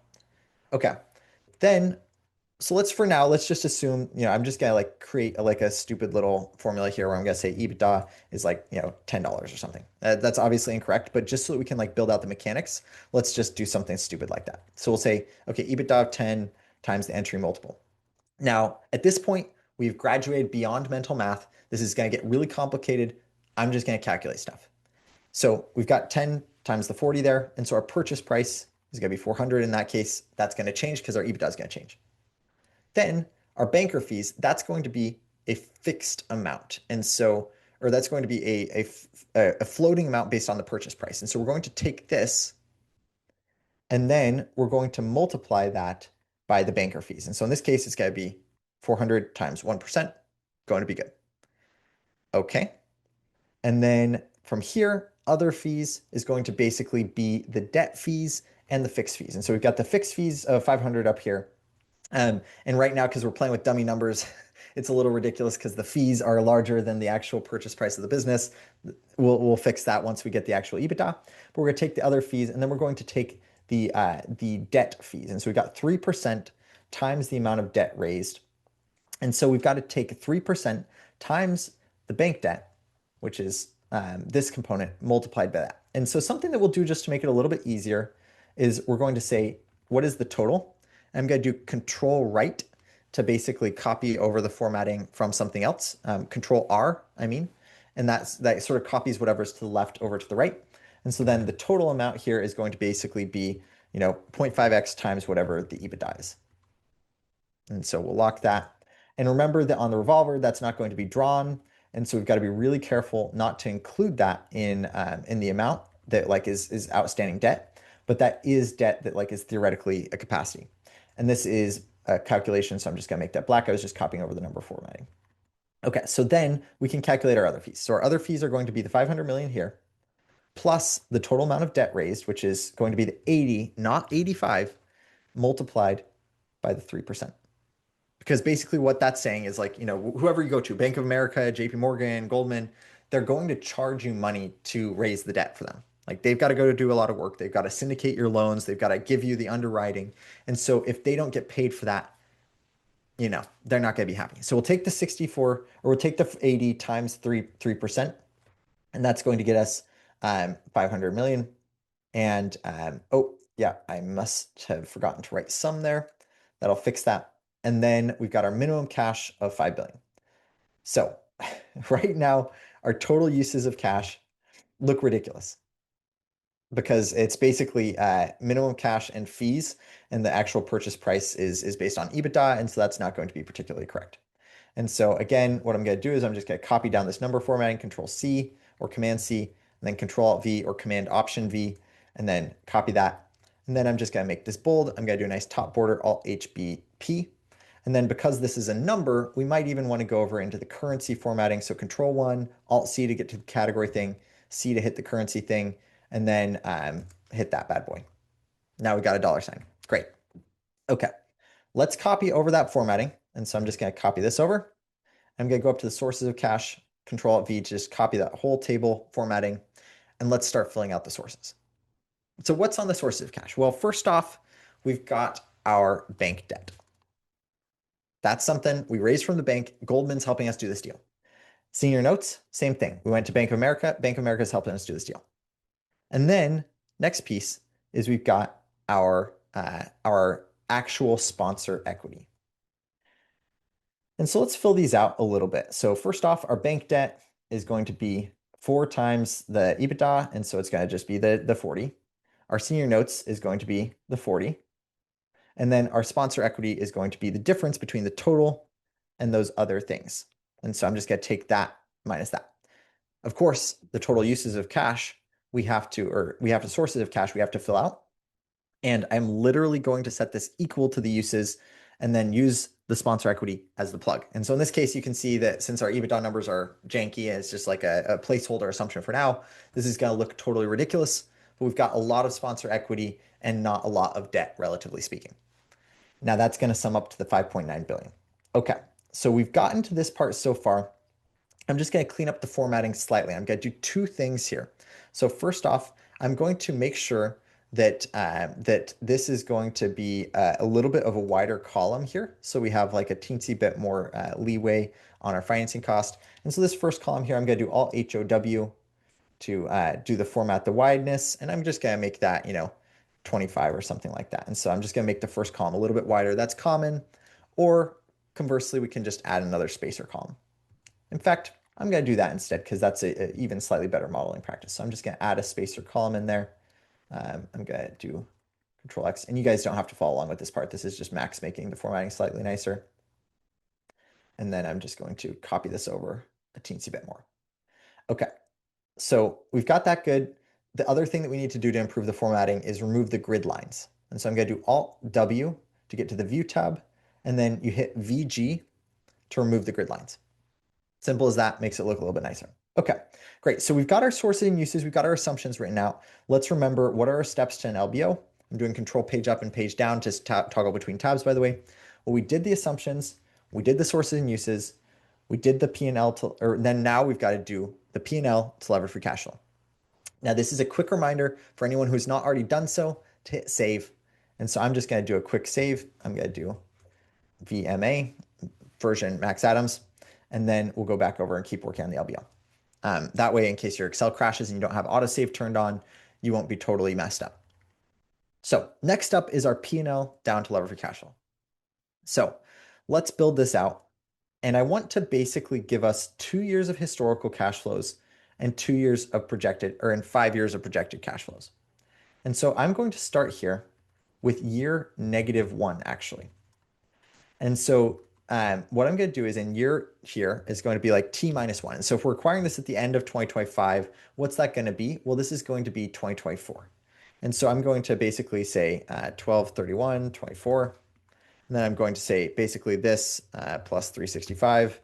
And that's going to take us out to year 5. Now, you can see that there's like a leap year, so that's going to mess things up. And so actually probably the better way to do that is an EDate function where you just do 12 months out. And that way it fixes in cases there is a leap year. And so this is the year ended for each of those things. In general, it's good practice to have like the time number, like the year number and also the date. And so I'm just going to do a year number and a date really quick. You guys don't need to necessarily do that. It's totally fine either way. And that looks like I might have included 6 years. So I'm just going to get rid of that one right there. Okay, so we got 5 years of projections, 2 years of historicals, And then let's make sure that we make this a little bit nicer formatting. And so gonna bold that, and then I'm going to just make that a blue fill like we were doing before. You can choose a nicer color of blue, but this is just the default one that my Excel is set on right now. And then I'm going to make sure that this is not this has got a parentheses. Okay, so don't want to spend too much time on the formatting here, but we've got our projections. Okay, so the next thing up here is we also want to specify our currency. And so this is dollars and millions. That's really important to specify because otherwise people won't know if we're talking like thousands or millions or billions or something like that. So now we've got to build out our P&L. And so we've got to figure out what the revenue is, the percentage growth. We've got to figure out what our COGS are, percentage gross profit. We've got to figure out what our percentage gross profit margin is. And then we've got to subtract out our SG&A, our R&D, and that's going to get us basically to our EBITDA. And so that's going to get us specifically to our adjusted EBITDA. So for this one, the next tricky piece that we've got to do together is figure out the numbers. And so I'm going to go and I'm actually going to teach you how to look up the filings right now using a tool like BAMSEC to get the numbers right. And so what I'm going to do is I'm going to open up a web browser here, and I'm going to search for Broadcom in BAMSEC. And so you can see that I've already pulled this up here, and you don't need to follow along on this part. You can just copy the numbers that I'm about to show you in your own Excel model. And so specifically what we're looking for is we're looking for the last 2 years of historical data so we can actually build a forecast on it. And the numbers that I want to look for are going to be not in the 10K, not in the 10Q, but in the 8K. And so we're going to go over to the 8K here, and we're going to look for the annual 8K announcement of results. And so what this is this is basically saying, this is the press release that says, okay, here's what happened in the last year. And so we're going to take the 8K for this, and we're going to scroll down and try and figure out what the revenue, what the EBITDA, what the COGS, SG&A, all that good stuff was. And so first off, let's go and look through for the income statement. Okay, here we go. This looks right. And we're looking specifically for the fiscal year ended. Now, what we're going to see is that for the fiscal year ended November 2nd, 2025, which is approximately equivalent with the calendar year. I know there's a slight mismatch here. We're just going to gloss over that for now. We're not going to talk about calendarization. We're not going to go down that rabbit hole. We're just going to treat Broadcom's fiscal year end as the same as the calendar year end. Just bear with me. And so we're going to say for fiscal year and calendar year 2025, their revenue is 63,887. So that's $64 billion of revenue that they had last year. And that's pretty impressive. But we're also going to calculate over the 2024 one, which is 51,574. And so again, if you haven't pulled up in their financials, literally just copy these numbers down as I'm writing them. You're only going to need to do this for a half dozen numbers, and then we can get back to calculating formulas. So we've got the revenue, we've got the gross profit margin, and the best practice here is to make those blue since they're hard codes and to do a comment on it. And so I'm going to do Shift F2 to insert a comment. I'm going to say from the 8K for fiscal year 25. Okay, so that's our revenue.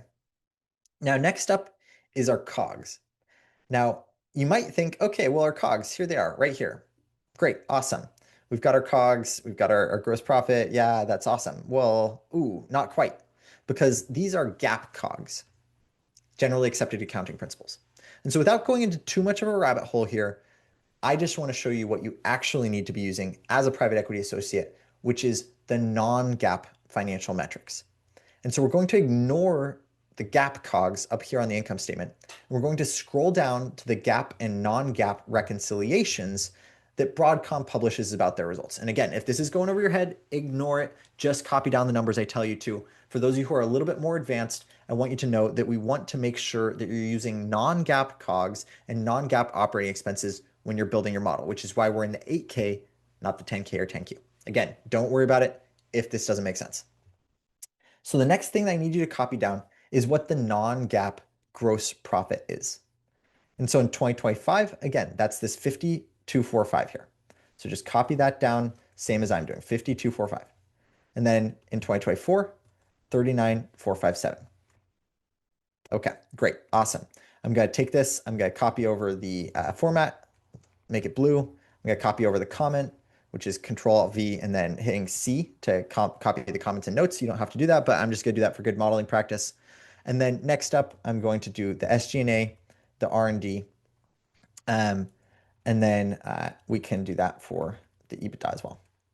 So SG&A, let's take a look because they've got that right here. So they've got research and development expense on a non-GAAP basis. That's what we're looking for. They've got SG&A on a non-GAAP basis. And so what they're basically doing is they're adding back a bunch of random stuff like stock-based compensation and acquisition-related costs to their R&D and SG&A to get more of like a steady state, like what actually is the profitability number here. And so for R&D, this is, or SG&A, this is going to be basically the 2291 here. Or sorry, this is SG&A. That's going to be the 2291 for 2025. Actually, I'm sorry, I got that in the wrong cell. And then 2876 for this one right here. And then R&D, we're going to take over these. And so this is going to be the 2024 one, is the 5847, and then the 5957. So this is a good practice test for you all to work on your typing speed and to keep up as much as possible. Last but not least, we're going to go ahead and take their EBITDA on a non-GAAP basis.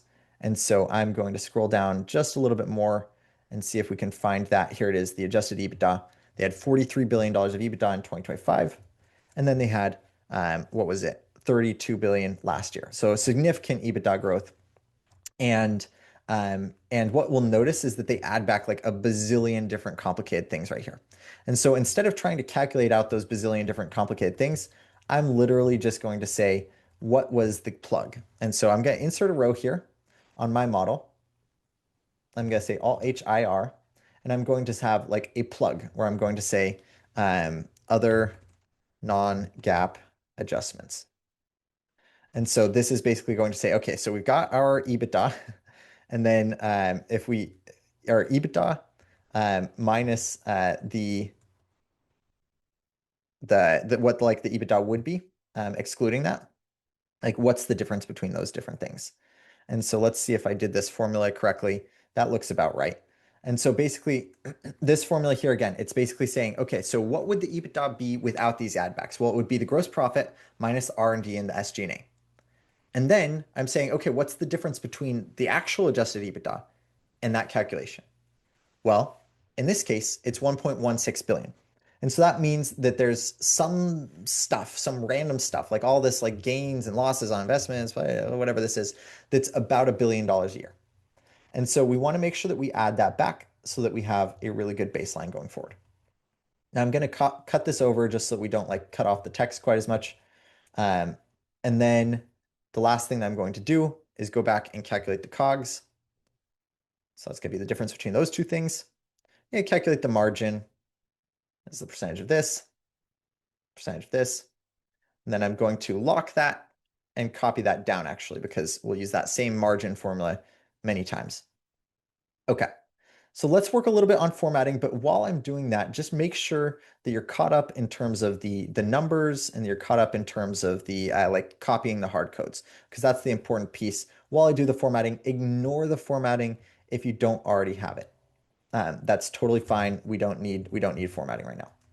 And so I'm just going to make these look a little bit nicer, and then I'm just going to make these look a little bit nicer too.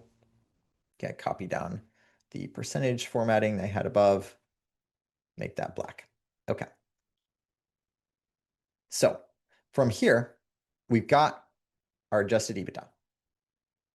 And I'm going to go ahead and zoom out a little bit, Control Alt minus. I'm going to bold this. I'm going to add top border. You can do that if you'd like. And then I'm going to calculate the growth rate right here, which is this divided by that, -1, and then copy up the format. Okay, so right now we've got the skeleton of an income statement. We've got the revenue, we've got the COGS, gross profit, some of these operating expenses, and then all we have to do is start projecting it. And so how do we want to project the revenue? Well, we're going to keep it simple. There are a lot of ways you could do this, but today I'm just going to do a simple declining sort of asymptotic curve. Remember at the very beginning of today's session, I was talking about how you project out the income statement. Well, the revenue, it's sort of going to converge towards GDP growth over time. And so I'm going to take the 24%, and that's going to go down to 21%. That seems reasonable. And then I'm going to drop it down to 19%, 17%. And we're just going to kind of like drop it by a couple percentage points a year. And so what's the easiest way to do that? Well, let's actually just take this and multiply it by 90%. So that's what we're going to do for our growth rate curve here, is we're going to take the previous year and say that it's going to be 90% of whatever the previous year's growth rate was. And so you're going to see that that's going to get us kind of a nice little curve where it's just slowly converging down to whatever long-term growth rate is. So again, that formula right there, 90% of the year before. Then the revenue is going to be simply the factor of that plus the growth rate. And so we're going to take that plus that, and that's going to get us over to the ending value.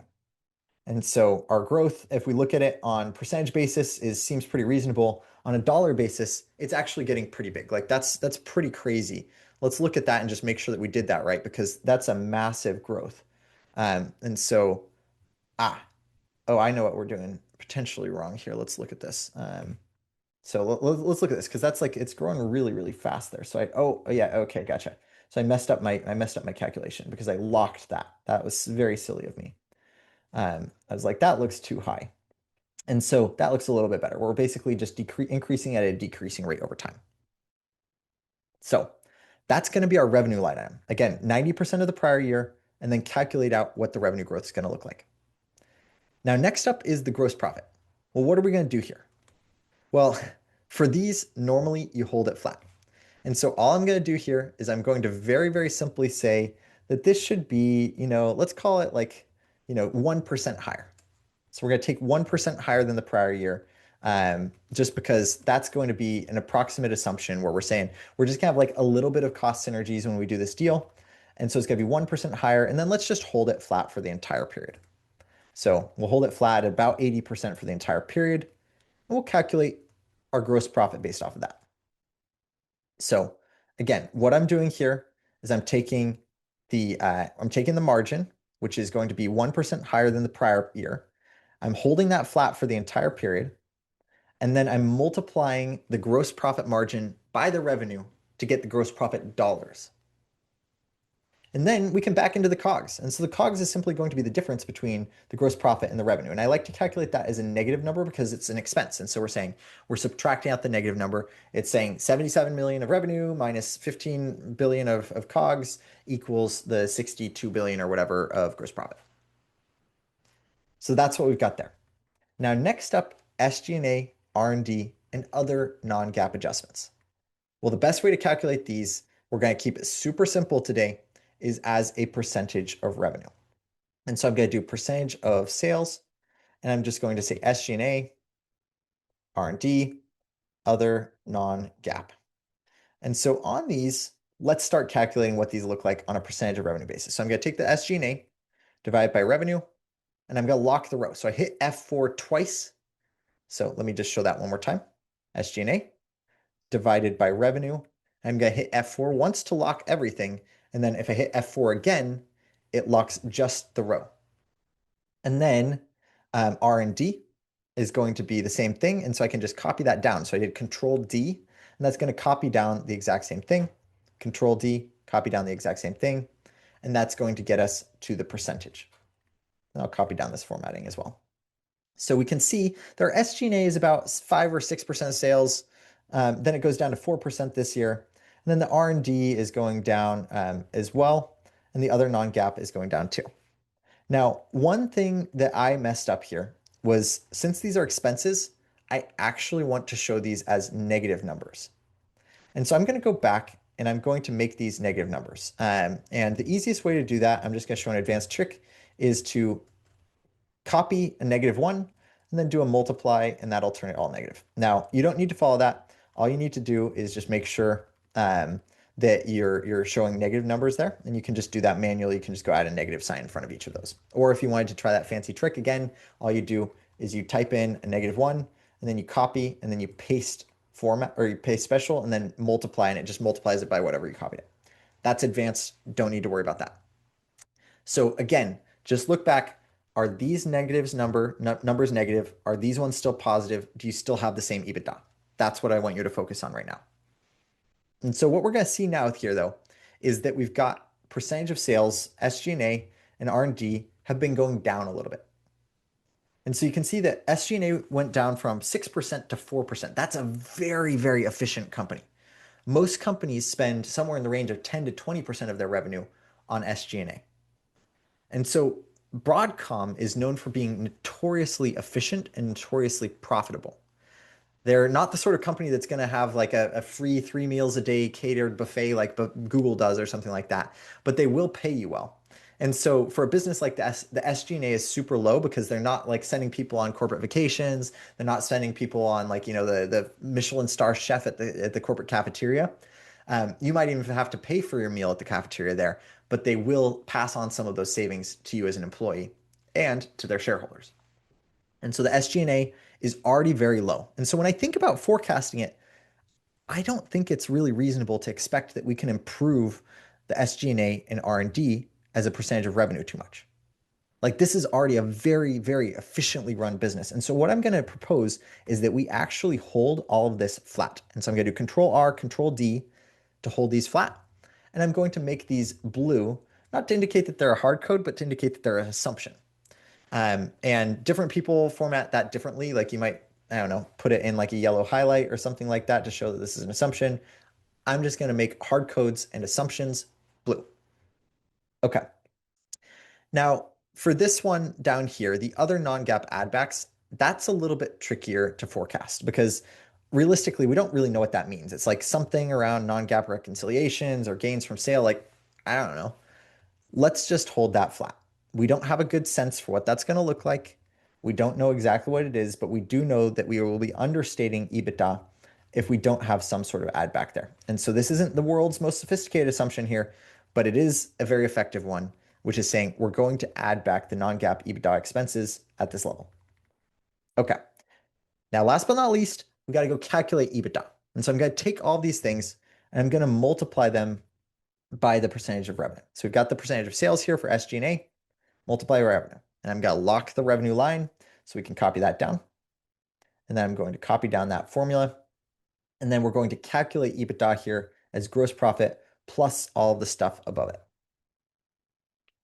Okay, so let's get to that point, and then I'm going to recap a little bit about what I did, and we can talk through it. I can just double check, make sure that I got everything right, because again, I'm going live on the fly here, and I want to make sure that I'm calculating everything correctly. So what do we got here? Well, we've got our gross profit, then we've got our SG&A, we've got our R&D, we've got our other non-GAAP add backs, and we're including all of those in our adjusted EBITDA figure. And then we'll calculate out our margin. So I'll give you all 1 second just to catch up that.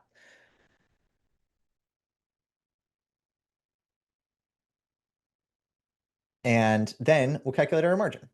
So at this point, just to recap, what we've done here is we forecasted out the revenue. And if you didn't catch that, we did it at 90% of the growth rate that we calculated in 2025. And so over time, that's just going to go down. And since that's a nice little assumption, sure, I'll make this blue too. There are probably better ways to do this, but you're getting whatever Max is deciding at this exact moment. A lot of people, what they do is they like highlight those boxes with like a light yellow or something, and then you can input the assumptions. But right now, we're focused more on the mechanics than we are on the formatting. So we've got the revenue that's growing from 60 million to 143. That's a lot. That's fast, but it's not crazy. And then we've got the gross profit, which we're holding about flat in a margin basis. And so that's growing up from 50 to 110. Then we've got our various operating expenses, the 4%, the 9%, the 2%, or things like that, combining those and calculating out the margin. So that's going to get us our P&L. We're not quite at levered free cash flow though, so there's a few other things that we've got to do. And I'm going to leave this up on the screen so if you're trying to catch up, you can do that while we calculate out our levered free cash flow. And so the levered free cash flow, I'm just going to copy this down and I'm going to copy the formatting, copy the values. And then the other thing that I'll probably just do while I'm waiting on this is I'm just going to make this a little bit fancier as well. I'm going to say, I'm just going to make this year and then number. And then, oh, whoops. Okay. Yeah, let's do that. And then I'm going to copy over that formatting. And then, well, actually, no, I've got to fix that a little bit. So make it at year 0. And then if we're going to do a year -1, it looks like it's going to make me do. Okay, let's see. There we go. You all don't need to worry about that one too much, but this is just to make it look a little bit nicer. Okay, so hopefully you're caught up to this point. Let's go take a look at what's next. So on the lever free cash flow build, what we're going to do is we're going to first off start out by taking out our DNA. So we got our DNA, it's going to get us to EBIT, take out our interest, gets to pre-tax income, take out our taxes, get to net income. Then I know that we're going to add back our DNA, we're going to subtract out our CapEx, we're going to subtract our increase in net working capital. That's going to get us to our lever free cash flow. So you all remember that. That's pretty standard here. So let's start with the DNA. So what's been going on from the DNA? Well, in this case, this is where we're going to go back to the financials and collect some historical data. And so for the DNA, this is going to be on the cash flow statement. And so I'm going to try and find the cash flow statement. Let's see if they've got that somewhere in here. There's the balance sheet. Here's the cash flow statement. Okay, great. So the DNA for this one is going to it looks like it is going to be the sum of this 8201 and this 574 here. And so I'm just going to say DNA here in year 0, 2025, is going to be 8201 plus 574. And I'm going to say cash flow statement from 8K. And then I'll copy this formatting. And then our next step here is going to be our EBIT. And so since I'm going to be subtracting this though, actually, I'm just going to make this a negative number because we're going to be subtracting our EBIT, our DNA to get to our EBIT. So our EBIT is going to be that plus that. Then we're going to subtract our interest. Now the interest, unfortunately, we don't have because this time we're going to be building a circular model. So I'm going to leave that blank, and then our EBIT is going to be that plus the interest. And then our taxes are simply going to be the 28% tax rate. And so I'm going to take the 21% tax rate, and that's going to be a negative number, multiplying it by the pre-tax income.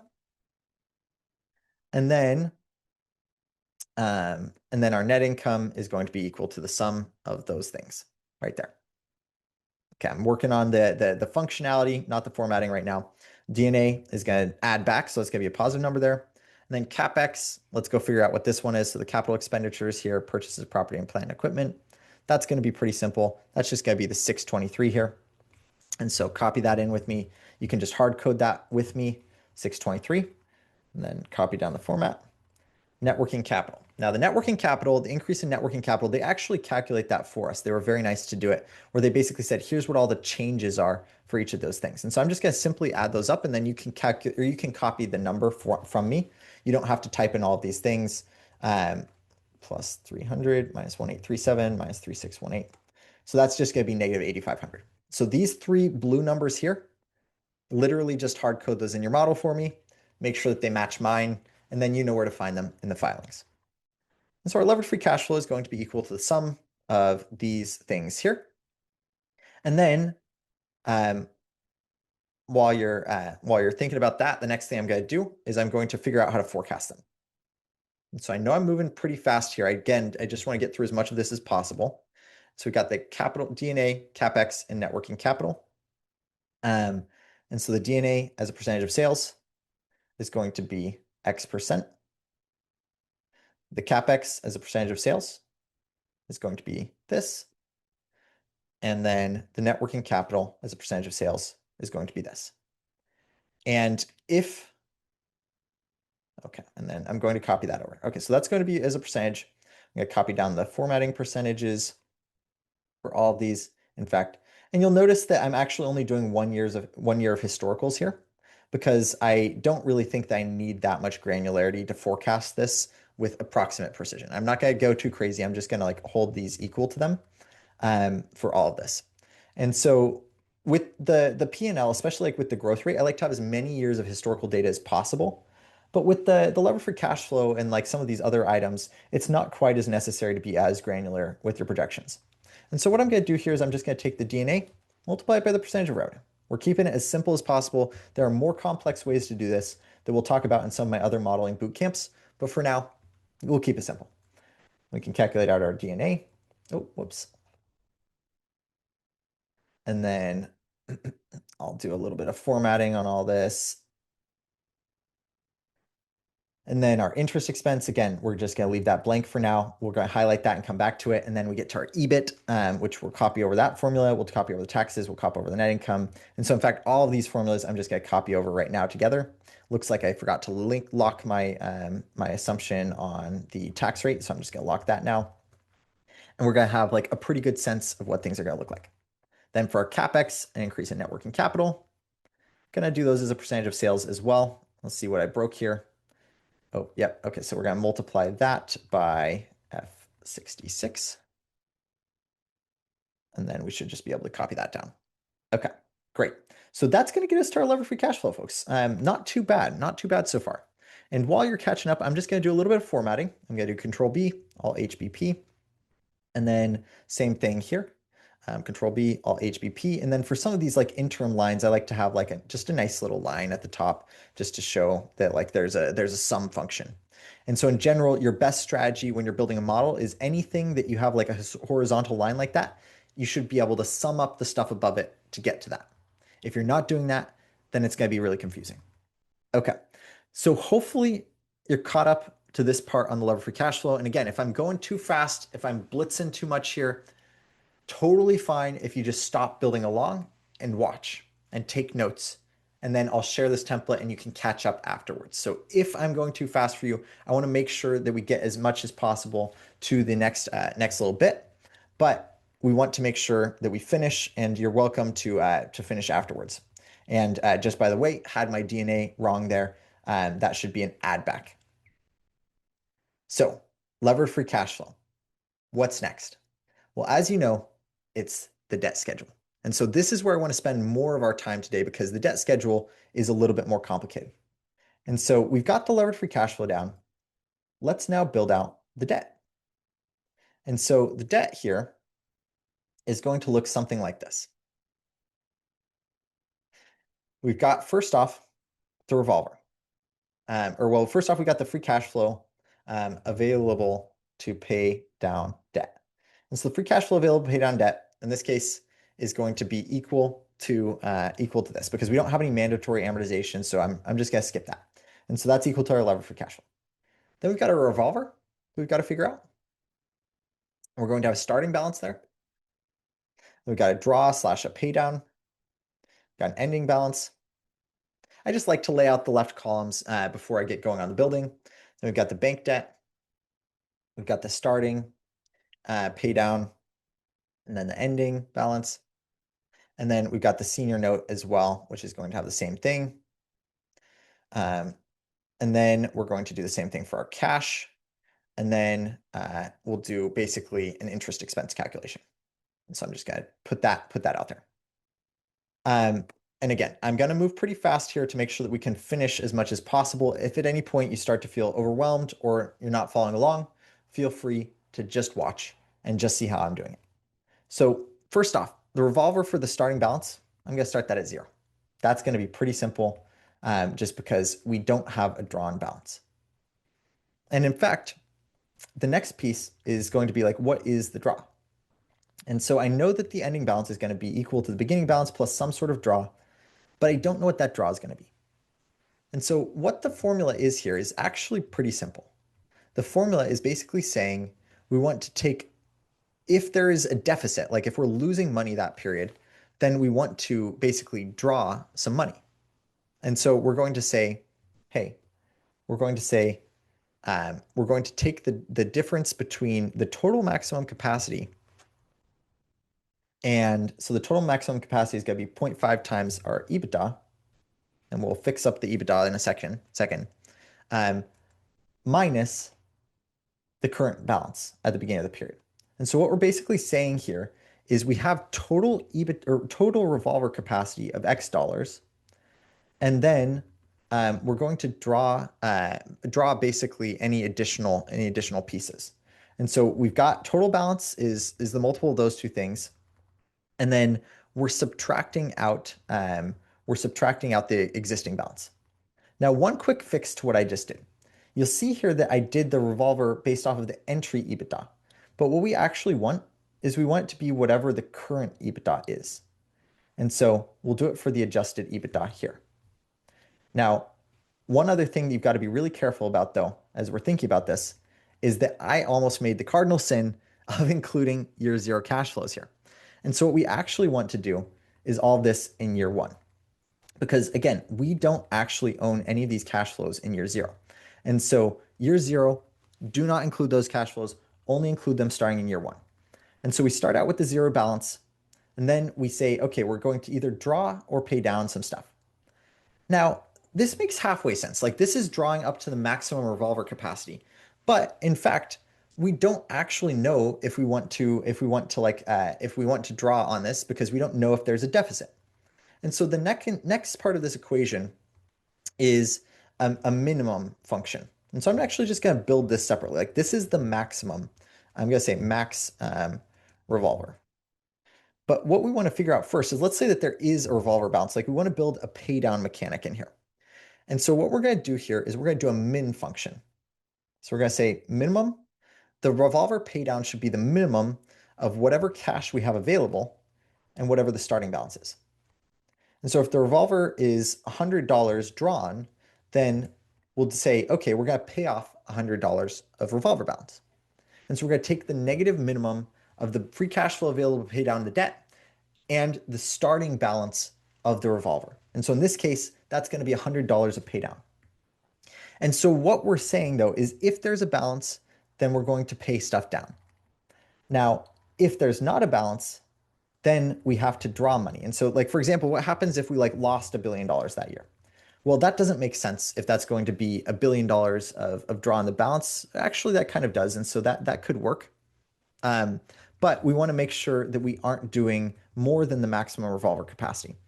And so I'm actually going to insert this maximum function here. And I'm going to say that we're going to, in fact, take the minimum of the maximum revolver capacity and the actual draw or pay down. Now that is a really, really gnarly formula right here. And I'm not 100% sure that I've gotten this right on the fly, but I'm also not too worried about it because realistically, we're not going to have to draw on the revolver. Oh yeah, it's because I forgot to put a comma in there. There we go. Yeah, so that looks good. So functionally at this point, I'm not too worried about the revolver mechanics. If you didn't follow that, you can go back and we will provide a recording that you can watch through and figure that out. Eventually it will get posted on YouTube. But for now, just remember that if you actually don't have a deficit, you're not going to need to draw your revolver. And so revolver mechanics aren't going to matter that much. But for completeness sake, I'm going to do that corkscrew where I'm going to say the beginning of year two is equal to the end of year one. Okay, copy over the pay down, copy over the ending balance. So that's what our model looks like through year five for revolver. A whole bunch of nothing burger because we don't actually need to draw it down. And so if you didn't follow that, I'm not too worried. Let's spend a lot more time and a lot more attention on the bank debt and the senior note. So the bank debt and the senior note, they start out with a balance. Remember, we calculated that on the uses and sources of cash. And this is the time when we actually want to link up our entry EBITDA. So remember before we said it was $10? Well, obviously that's not true. We're basing it off of LTM EBITDA of $43 billion. And so that means that we're going to have quite a lot of debt. We're going to have $170 billion of bank debt and $170 billion of senior notes. And so that's what we're going to do when we start with the bank debt here is we're going to link up the bank debt to this $172 billion right here. And then there's going to be some sort of pay down component. So we start out with $172 billion. And then the next thing that we want to figure out is how much actual cash are we able to pay down? And that's where we have to start building out a cash flow available for debt pay down. And that's the first part is up here, like this 49 billion. But if you remember, theoretically, we could have just paid down some of the revolver. And so we're actually going to need to build a new row here that says remaining free cash flow available to pay down debt. And so I'm just going to put that in here. I'm going to say remaining free cash flow available to pay down debt. And then what we're going to do is we're going to say, hey, that's equal to whatever the cash flow was before minus whatever like pay down we have. And so that means we still got $49.9 billion, like we're good to go. So the pay down here is going to be equal to the minimum of the beginning balance and the debt pay down. Now let's talk about that for a second first. Let's just say that I just pay down debt with all of our extra cash. So we generated $49 billion of cash. We had $170 billion of debt. How much debt am I going to have at the end of the period? Well, it's going to be equal to the sum of those two things. Okay, great. So let's say that I keep doing that, keep building this out. Great, forecast over, et cetera, et cetera. Wonderful. Well, you're going to start to realize that, in fact, this looks pretty bad as soon as we get to year 3, where the debt actually becomes negative. And so in this case, what we actually want to do is we want to make sure that the pay down is a minimum of the beginning balance and the actual debt available for pay down. And so what that's going to do is it's going to say, okay, in this period, we're only going to pay down 63 billion when in fact we have $69 billion of cash flow. So let's do the same mechanic with the senior note. If that didn't make sense there, let's follow along and you can pay attention to how I'm going to do this with the senior note. And so the senior note here is basically going to be the same concept where we say what free cash flow is available to pay down debt. Well, it's the total cash flow less what we just paid down for the bank debt. And so the senior note is going to start out with the same 172 billion. Make sure you link it up to the right cell though. And then we're going to do the same pay down formula. So we're going to say, okay, this is going to equal the negative of whatever the remaining free cash flow is. And then we've got the ending balance. And then the next period is equal to the beginning balance, blah, blah, blah, et cetera. You guys understand the corkscrew dynamic by this point. So we're just going to copy that over. And we're going to see, okay, well, even this one gets to a negative balance in year 5 too then. No. Can't have that, folks. And so we've got to add in that minimum function here, where we're saying, well, it's the minimum of the starting balance and the senior note pay down here. And so that's going to be negative 84 billion. So again, if you don't remember anything else about the debt pay down functions, what I'm going to say is remember the mechanics. Like remember what you're trying to do here, which is trying to divert cash flow down to the actual debt pay down tranches. And so I just want you to think about it logically, like realistically, is this going to work in the model? And if you ever end up with a negative debt balance, you know that it's not going to work and you have to add in that min function. And there are even more advanced versions of this formula that account for negative cash flows in a given period. We're not going to cover that right now. So what do we do about cash? Well, the cash to start out is actually pretty simple. We've got the 5 billion of minimum cash that we put on the balance sheet. Then we've got, I'm going to relabel this one. We've got cash flow from the above. And so we have the remaining, we've got basically the cash flow to pay down debt, but then we spent some of it on the draw of the revolver. We spent some of it on the bank debt pay down. We spent some of that on the senior note pay down. So the cash actually is going to end up at 0 for most of the period until we pay off all the debt in year 5. And then we start to get some of the remaining cash that actually accumulates to the balance sheet. Okay. Hopefully you're with me so far, or you're at least watching and enjoying and learning and following along. And I would encourage you all to be taking notes about the parts that you want to revisit when you go and finish this model on your own. And so the next piece is the interest expense, because we've got 3 different types of interest. We've got bank debt interest, we've got revolver interest, we've got senior note interest, we've got fixed debt, we've got floating debt, we've got all sorts of fun interest. And so the first thing I'm going to do is I'm actually going to put out SOFR. This is the secured overnight financing rate. And basically, you can forecast out what SOFR is going to be. Now, for the purposes of simplicity here, I'm just going to call it 3.5% for the entire time period. That's approximately what the SOFR yield curve forward looks like for the next few years. And we can get into detail later on how to think about what that actually should be. Then we calculate out what the actual interest rates are going to be. So we've got the revolver, got the bank debt, got the senior note, and we've got cash. And we're going to earn interest on each of these things or pay interest on each of these things. And so remember, the interest is going to be based on the average balances of the debt. And so I'm going to take the average of the beginning and ending revolver balance and multiply that by the SOFR, which is this one right here, plus the spread, which is 5%. Now, you'll remember, though, that there's a floor. And so what we're actually going to have to do here is a minimum function where we're going to say it's the minimum of SOFR and the actual floor. And so in this case, that doesn't actually really apply because we're above the floor for the entire projection period. But that's going to be good modeling practice in case you do decide to project lower interest rates in the future. Now, of course, with the revolver, since there's no drawn balance, there's going to be no interest. Bank debt, though, let's do the same thing there. So first off, what we're going to say is it's going to be the average of the beginning and the ending balance. And then we're going to multiply that average by the minimum of the SOFR floor, which is going to be this 2% up here, and then by the actual SOFR. And so in this case, it's just going to be 3.5%. And so if you want to move quickly, you can just take 3.5% and multiply it that. But we've also got the spread. And so the effective interest rate the entire period is going to be 3.5% plus 5% equals 8.5%. And so that's going to get us to our bank debt interest. And you're going to see we have a huge amount of interest here. Like that is $10 billion a year on bank debt interest, which makes sense because ultimately, like we have $172 billion of debt at the beginning, 122 at the billion. And so if we take about 10% of that, like, yeah, it's going to be tens of billions of dollars of interest. It's huge. And so over time, that's going to go down as we pay off the debt. Now, the senior note is going to be the same thing, where we're basically going to take the average. And again, hopefully this is starting to seem familiar by now. We're taking the average of the beginning and the ending balance, and we're multiplying it by the effective interest rate. And so that's going to be, well, in this case, it's actually going to be a fixed rate interest. And so we're going to take the minimum or the average of the beginning and the ending. And then we're going to multiply it by the actual fixed spread of 11% there. And so that's going to get us to our senior note.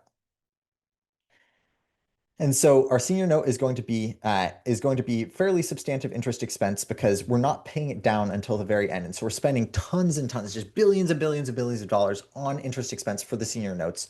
And so that means that we're spending a lot of money that we could otherwise be capturing as equity returns.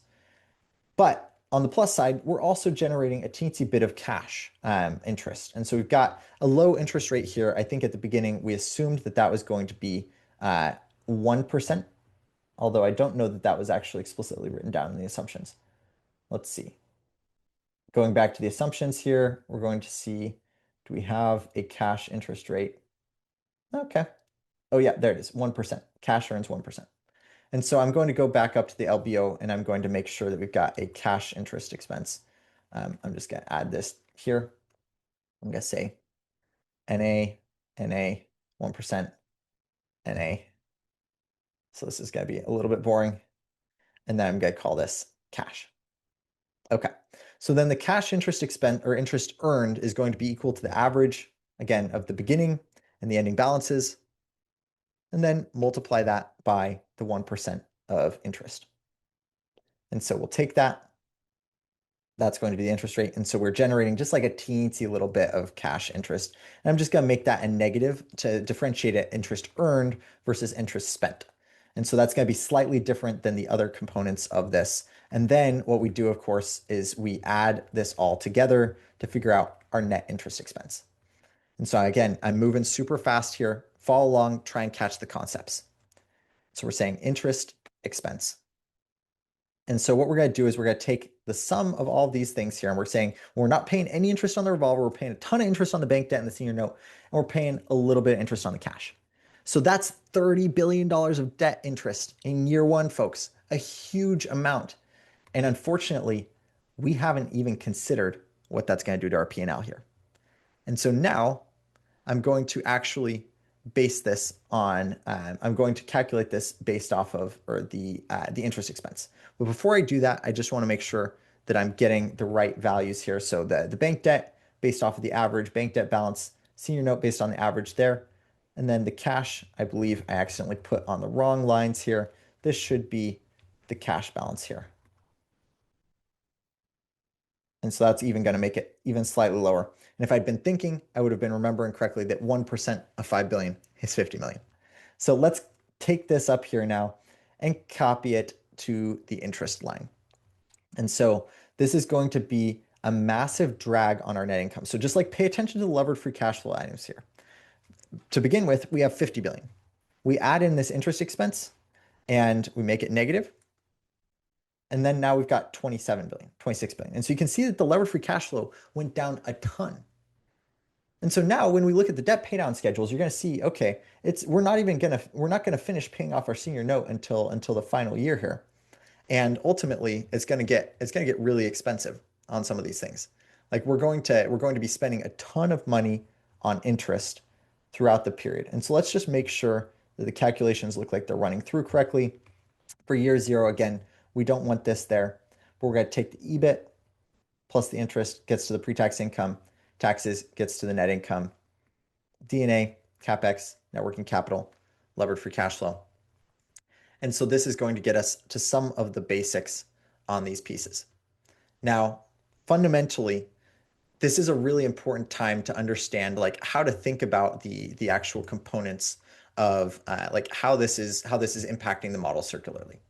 And so what's going on here is we are saying, hey, there's going to be interest expense, which is going to change the net income, which in turn is going to change the levered free cash flow, which in turn is going to change the amount of debt paydown, which in turn is going to change the interest expense. And so we've got this incredible circularity going on right now that's sort of filtering throughout the entire process, where basically the more debt you have, the more interest you have, the less debt paydown you can actually facilitate. And so in this scenario here, we're seeing that there's a huge amount of interest expense for the entire period. And once the circular calculations finished running, we don't actually end up paying off the senior note. And so before, if you remember, we did. Once we add in the interest expense, we do not. That's the power of compound and circular interest right there. So I know that was extremely fast. I'm excited to share this template afterwards so you can work through it and understand the details. But the last thing that we've got to do in the final 10 minutes here is calculate out our returns. And so bear with me. We've just got a little bit of time to go through the returns. Let's talk through these together. So first off, like I was mentioning, we want to calculate the returns for all 5 years going forward. And so what we've got here is we're going to start with our EBITDA. We're going to take a multiple. We're going to get to enterprise value. We're going to subtract out the debt, add back the cash. That's going to get us to our equity value. Then we've got a management incentive plan component. Now, realistically, I'm not going to work about that right now, just because that's a little bit more complexity than we have time for. But in the final completed model template, I'll share afterwards, you'll be able to work through the actual management incentive plan, and you can see what that mechanic looks like and how it impacts the returns. For now, though, we're going to keep it simple. So we've got our EBITDA, which is going to be this component right here. And then we've got our exit multiple. And so the exit multiple, we're going to hold flat at 40x. And so we're going to take the EBITDA times by the multiple to get to our enterprise value. And then ultimately, I'm going to copy down this formula. We're going to subtract out the debt and add back the cash. And so the debt here, we've got a few different tranches of debt. So we want to take out the bank debt and the revolver and also the senior note. And so we're going to take all 3 of these things. We're going to add them together. That's going to be the debt obligation. The cash is going to be the 5 billion here. And so you're going to see that the equity value is going to be substantially lower than the enterprise value because there's such a huge debt burden. Okay. So we've got the debt balance. We've got the equity value. Then we're going to ignore the management incentive plan for now. And then we've got the initial equity check. So we're going to take our initial equity, which is going to be basically the entry check on the sources and uses up top. And so I'm going to take the sponsor equity component here of 1.4 billion. And then we're going to say the MOIC is going to basically be the difference between those two things. So we're going to take 1.8 billion and we're going to change it there. We're going to make this a positive so that that isn't weird. And so that's a 1.23x. And so that's not an incredible return, but again, that's in year 1. That's in year 1. And so we're planning to hold this business for multiple years. And so let's see what happens if we copy this over to the later years. Well, ultimately, as you're going to see, once we lock this properly, the return is going to increase dramatically. And it looks like there was, oh, yep, the returns, the multiple didn't get locked. Copy that over. Okay, perfect. Now that's looking a little bit more similar to what we'd expect to see. And so ultimately, we're seeing that this goes to a 1.3x in year one, all the way up to 2.7x in year five. And for the purposes of an IRR, we're going to calculate this, and we're just going to do a simplified IRR calculation of raising this to the 1/5 power minus 1, copy this over, and then turn that into a percentage. So this is going to get us a 22% IRR, and we're going to go back to our MD, and we're going to say, hey, great deal, let's go do it. And so that's what we're going to go back and we're going to say to the MD is this is a good deal. It's a 2.7x. We're going to earn a 22% return. It's incredible. We're so happy. But your managing director is going to ask for one more thing before we wrap up, and that is a sensitivity table. And so I'm going to build you a quick and dirty sensitivity table, and you can take some example or look at some of the examples of more polished versions that I'll put in the final template that I'll upload. So what I'm going to do for the sensitivity table is I'm going to sensitize entry multiple and exit multiple. And so I'm going to say entry multiple, let's say that we want to enter not at 40x, but at like 35x or 30x or something. And then we're going to increase this by 2.5x, and we'll get up to like, what is that, 45x. So that's sort of the entry multiples that we could play on. Then we've got exit multiples. And so let's say that Broadcom has like a really bad year and they only exit at 30x or something. So we get a 10x multiple compression when we sell it. Or potentially the exact opposite could happen. And like the business could be doing really well, the growth could be accelerating, we could have an incredible outcome, and we could get all the way up to like a 45x at exit. Well, now I want to figure out what would our MOIC be in these scenarios. And so the simple way to do this is to hook up the MOIC at year 5 when we're exiting in the upper left corner. You select all of this, and then you do basically an Alt-AWT to go to a data table. And then for your row input cell, you put the entry multiple. And for your exit multiple cell, you put the exit multiple. Now I know that I'm blitzing through this, and so you can go back and watch the recording to see exactly how I did that. But basically what this is going to do is this is going to create a sensitivity table that gives us a range of outcomes where we know that, okay, if we enter at 40x and we exit at 40x, that's going to give us the 2.7x that we have here. But if we get lucky and we exit at a higher multiple, our MOIC is going to increase from 2.7x to 2.9 or 3.1x even. And conversely, if we exit at a low multiple, this could go down as well. And so if we enter at 40x and exit at 30x, that's only going to be a 2x deal. And so this is going to be a very important skill to be able to have in your Excel modeling, is to make sure that you are able to understand like what the sensitivity tables should look like and how to build these effectively. And so I'm just going to do a couple quick little formatting things. And then I'm going to share a little bit more about what other complexities could exist. And then I'll finish with a closing thought. So the last thing I want you to be aware of is in the template, you're going to see a couple more complexities. And you're also going to see a share count build here, which is going to basically enable you to get to the enterprise value and calculate it based on their current stock price if you want to. I'll let you fill this out in your free time if you have the curiosity to do so. But I want you to be aware that there's so much more that we did not even cover today. I know that we were moving extremely fast. We went through 2 paper LBOs and a full model, and I'll share the templates afterwards. But just be warned that there are so many other levels of interest and complexity that we can add to an LBO. We can talk about how to do a bottoms-up revenue build, bottoms-up expense builds, GAAP versus non-GAAP reconciliations, lever free cash flow adjustments, CapEx and D&A schedules. We can talk about maintenance versus growth CapEx. We can talk about quarterly, monthly, annual. We can talk about NOLs and GAAP versus non-GAAP. We can talk about amortization of financing fees and closing and ongoing balance sheets, management rollovers, debt covenants, different cash sweep assumptions, exit waterfalls. These are all many of the glorious complexities of financial modeling.